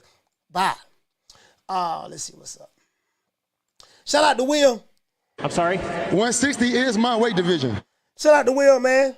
Hey, okay. Dropping that $2 super chat on your boy. He say, foul eating too much eggs next to herbal tea. Foul eating too much eggs next to herbal tea. Okay. Foul, all right. Let's see, who else we got in the chat? Yeah, these Wakanda niggas, I told you, they listen to me every day. They hate me, but they watch me every day. The Wakanda niggas, like, they're some of my biggest supporters. We need 47 more likes. Much as I do my business to disrespect those niggas. That whole ass nigga keep bringing this bitch ass back over here, dog. You got the wrong channel, dog. I don't fuck with you, fuck niggas. I don't fuck with none of you niggas. Nigga, fuck boyfriend, fuck knock. I don't like none of them niggas. All them niggas bitches to me. Shit, you know what I mean? So he said, we need 46 more likes. And fuck anybody who support them. That's how I feel about it. I don't go to them niggas' channel. You know what I mean? And you can take your bitch ass back on, homie. This ain't the spot for you. The block hot over here. I stand on my shit. Believe that. Phone lines open 530-494-9636. What's going on? Shout out to the Detective Lopez. He said the UK doesn't allow clomid for chickens. So he must have imported the eggs. Yeah, I don't know, man. I ain't gonna lie. I don't know, dog. I don't even know, man. I don't know. Again, bro, they, they just let the man had some eggs. He ate too many eggs and all this stuff there, man. I don't know, man. I don't know, bro. This is boxing, bro. They do what the hell they want to do, fam. You know that. They do what the hell they want to do in boxing, bro. 1 minute, you're like, bro, like, this is what I'm trying to tell y'all, guys. Like, the stuff that goes on in the sport of boxing, this is just not no racial thing or whatever the case may be. Shout out to Trouble T-Roy. Hey, okay. Dropping that $2 super chat. He said, you see my last super chat, coach? No, I didn't see it. I mean, I'm trying to get all the chats. If you sent the super chat, I'm hoping I see it, but if I miss it, I apologize, fam. I'm trying to get all the super chats I can. You know what I mean? Trying to get all the super chats I can, fam. So if I missed it, fam, I apologize. I don't even know what you said. Fam. Just let me know what you said in the chat, and I'll look out for your name and read it.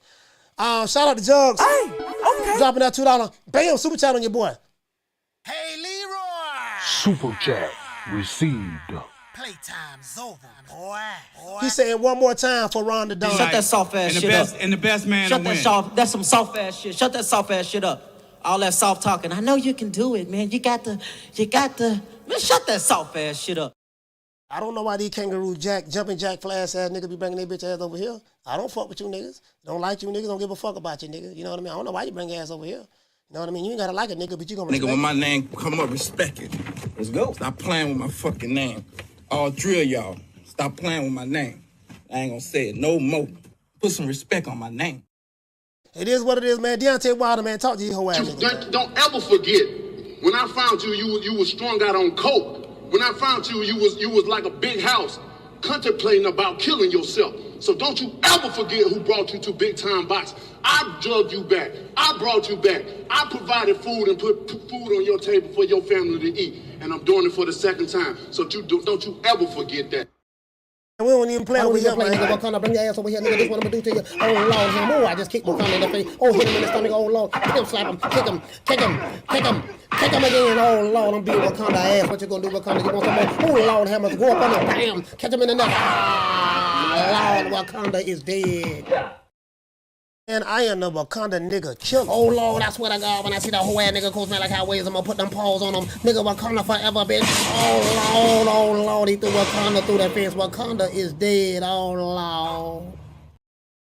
I don't give a fuck about the Alphabet Boys or anybody affiliated with them. Fuck them. Fuck the others. I'm team fuck the other side. Oh, pussy ass nigga, what's going on, boy? I'm telling you, boy, I'm knock your fuck ass out, boy. Blow for blow, pound for pound, nigga. I got the title, nigga. I'm telling you, boy, I'm finna knock one of you Wakanda niggas out. Nigga, I got these hands, nigga. I'm throwing them paws at that nigga, finna knock your ass down again, nigga. Get your ass back up, nigga. Don't run, nigga. I'm telling you, boy, I want all the smoke. Nigga, I'm throwing them paws, nigga. I'm putting them hands on you, nigga. I told you what I'm gonna do to you, nigga. Catch you with the check left hook. Nigga, check left hook, nigga. I told you, boy, pound for pound, nigga. I'm the best. This more action than any Devin Haney fight.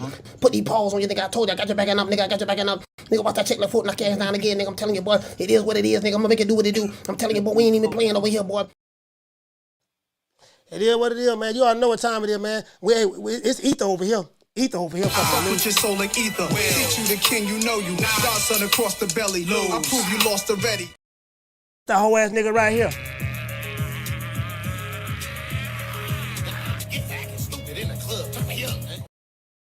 He said I'm rude. If I'm rude, why you sitting over here, whole ass nigga?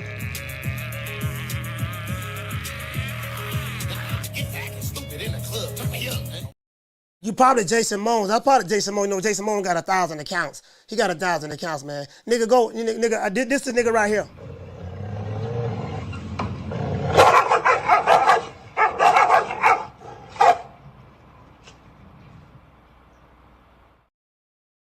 Supposed to be rude to you, whole ass nigga. That what you here for? God created your bitch ass. What's your name? Ron the Don. God created your bitch ass for niggas like me to be rude to you. Yo, I will break my leg off, up in your ass so far that you be shitting sneaker for a month.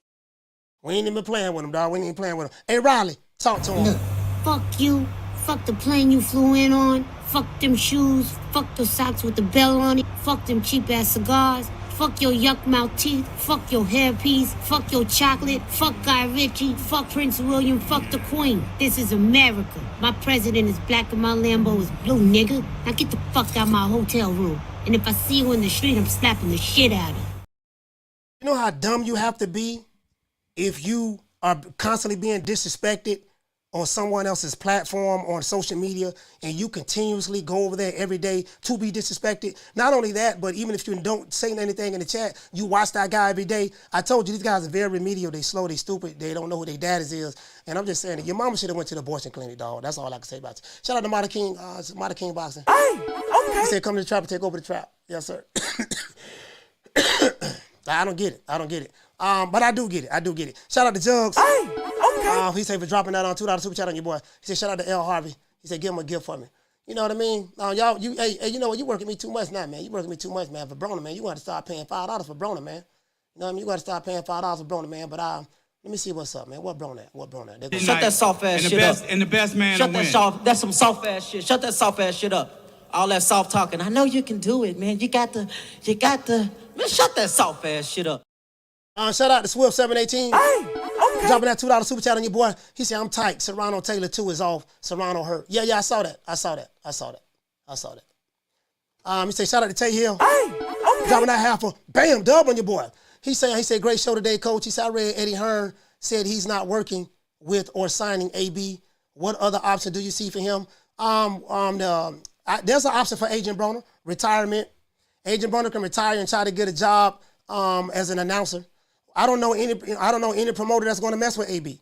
Agent Broner done destroyed a lot of bridges in the sport of boxing. So Eddie Hearn don't want to mess with him.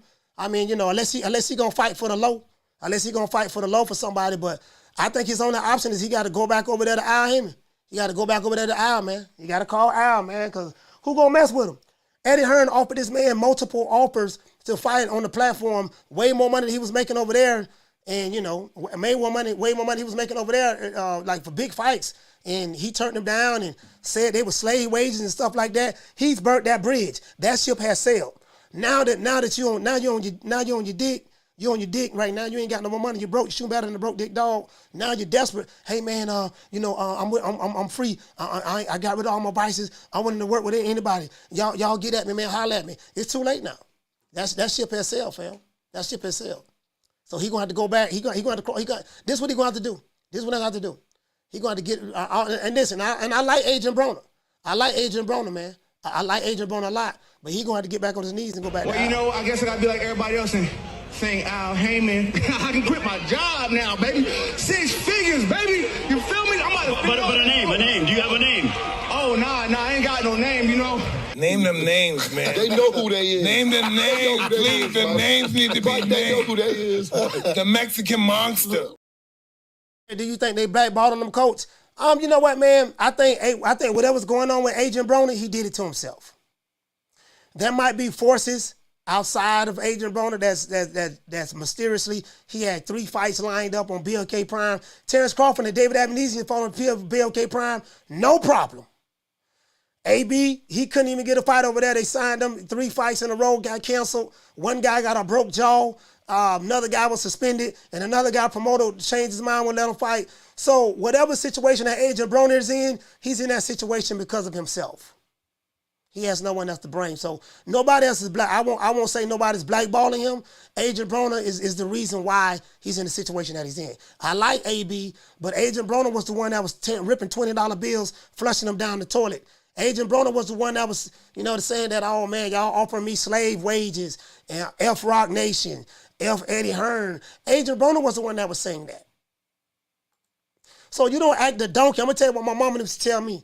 You don't act the donkey. Act like you a show monkey in school. You don't act the donkey to all of these different power brokers in boxing, burn bridges, tell your ass, and then now you desperate on your nuts. Al Heyman don't kick you to the curb. Now, it don't work that way. It don't work that way. Shout out to Jugs. Hey, okay. Dropping out $2 dub on your boy. He said, here's a gift for you, coach. Here you go. Yes, sir. Shut that soft ass shit up. And the best man Shut to win. that's some soft ass shit. Shut that soft ass shit up. All that soft talking. I know you can do it, man. You got to, man, shut that soft ass shit up. Amy Rivera said, Coach, Broner did it to himself. Yeah, he did it to himself. He was out there the donkey. Remember this? He was out there showing out, being a show monkey, shining, doing his thing, dancing and all that stuff there. Everybody was laughing, but they wasn't laughing with you. They was laughing at you.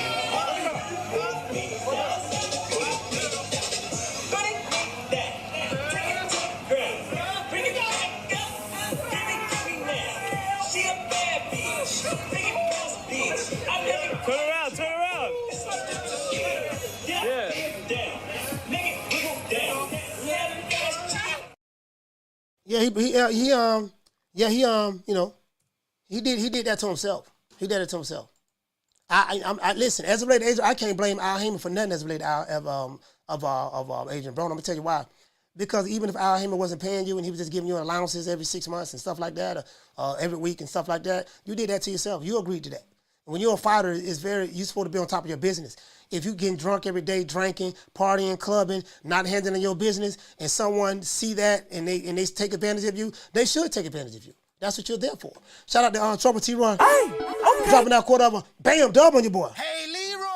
Super chat received. Playtime's over, boy. Shout out to Trouble T-Roy. He say, bro, when I see Coach at a fight, he going to get these hands, bullets, missiles, and the big bang on game. He said, on game. He said, on game. He say, Coach, he say, Steve and Rick are dope as hell. Man, I appreciate that, fam. I appreciate that, man. Salute to you, fam. Yeah, man. Once again, it's on as our boy Coach Malachi Williams signing out. It is what it is. It's over, man.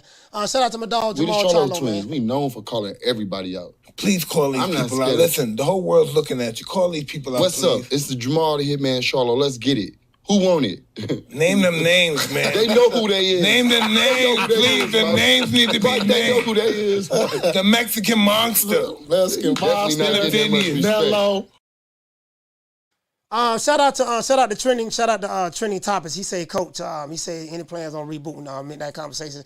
Yeah, I plan on doing it, fam. I plan on doing it. I just want to get my first half of my schedule out of the way with a lot of the traveling I'm going to be doing. I will be going to San Antonio next week to go to Kid Austin's training camp. And then in the third week of March, I'm going to LA. I'll be out there in LA for like 4 days, kicking it with some really, really good people. Visiting different boxing gyms out there, visiting different neighborhoods with the Bloods and Crips and stuff like that. I'm talking about with the leaders and the Bloods and Crips to see exactly what kind of activism that these guys have going on in the communities in order to help the kids get the gang intervention, trying to keep these kids from going from the streets to prison and stuff like that, and getting shot and killed in the streets. So I want to go check that out, get some classic interviews. It ain't gonna have nothing to do with boxing, you know what I mean? But that's what I'm going out there for. And then then I'm going to Ohio, and then I will be at the Virgil. Y'all can't see me at the Virgil Ortiz Mantis Stanionis fight, not San Antonio, but it's going to be in it's going to be in Fort Worth, Texas. It's going to be in Fort Worth, Texas. You will be able to see me there as well. I need to talk to you right now about my royalties and how you keep your books. My office hours are from 9 to 5. Fuck your office hours. I need to talk to you right now, motherfucker.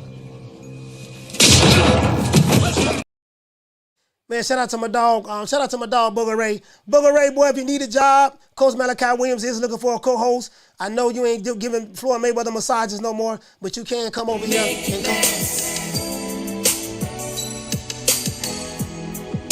Make it last forever. Don't let I love you.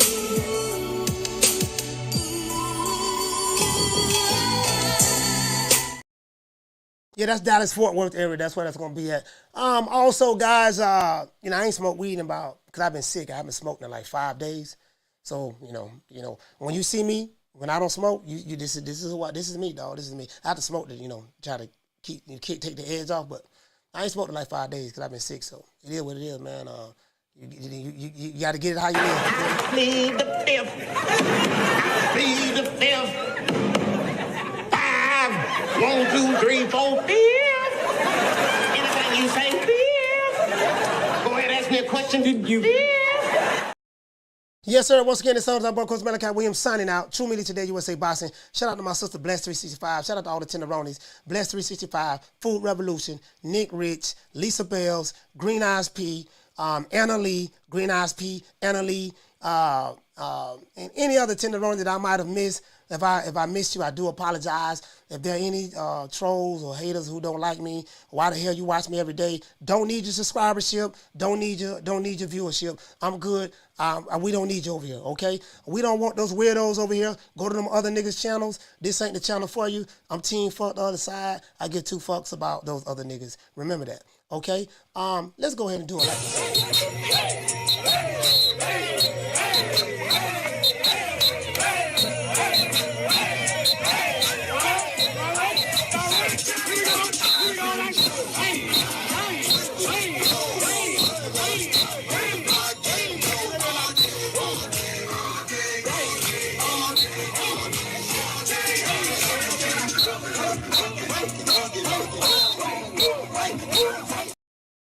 Yeah, man, peace to the tenderonis, man. Peace to the tenderonis, man. It is what it is. Once again, it's on. That boy, Coach Malachi Williams, signing out. True Media Today, USA Boxing. I'm going to see you guys tomorrow, 3 o'clock Eastern Standard Time. And you already know what time it is, man. You know my motto. Don't meet me there, beat me there. Peace. Man, I'm out of here, bro. Let's go.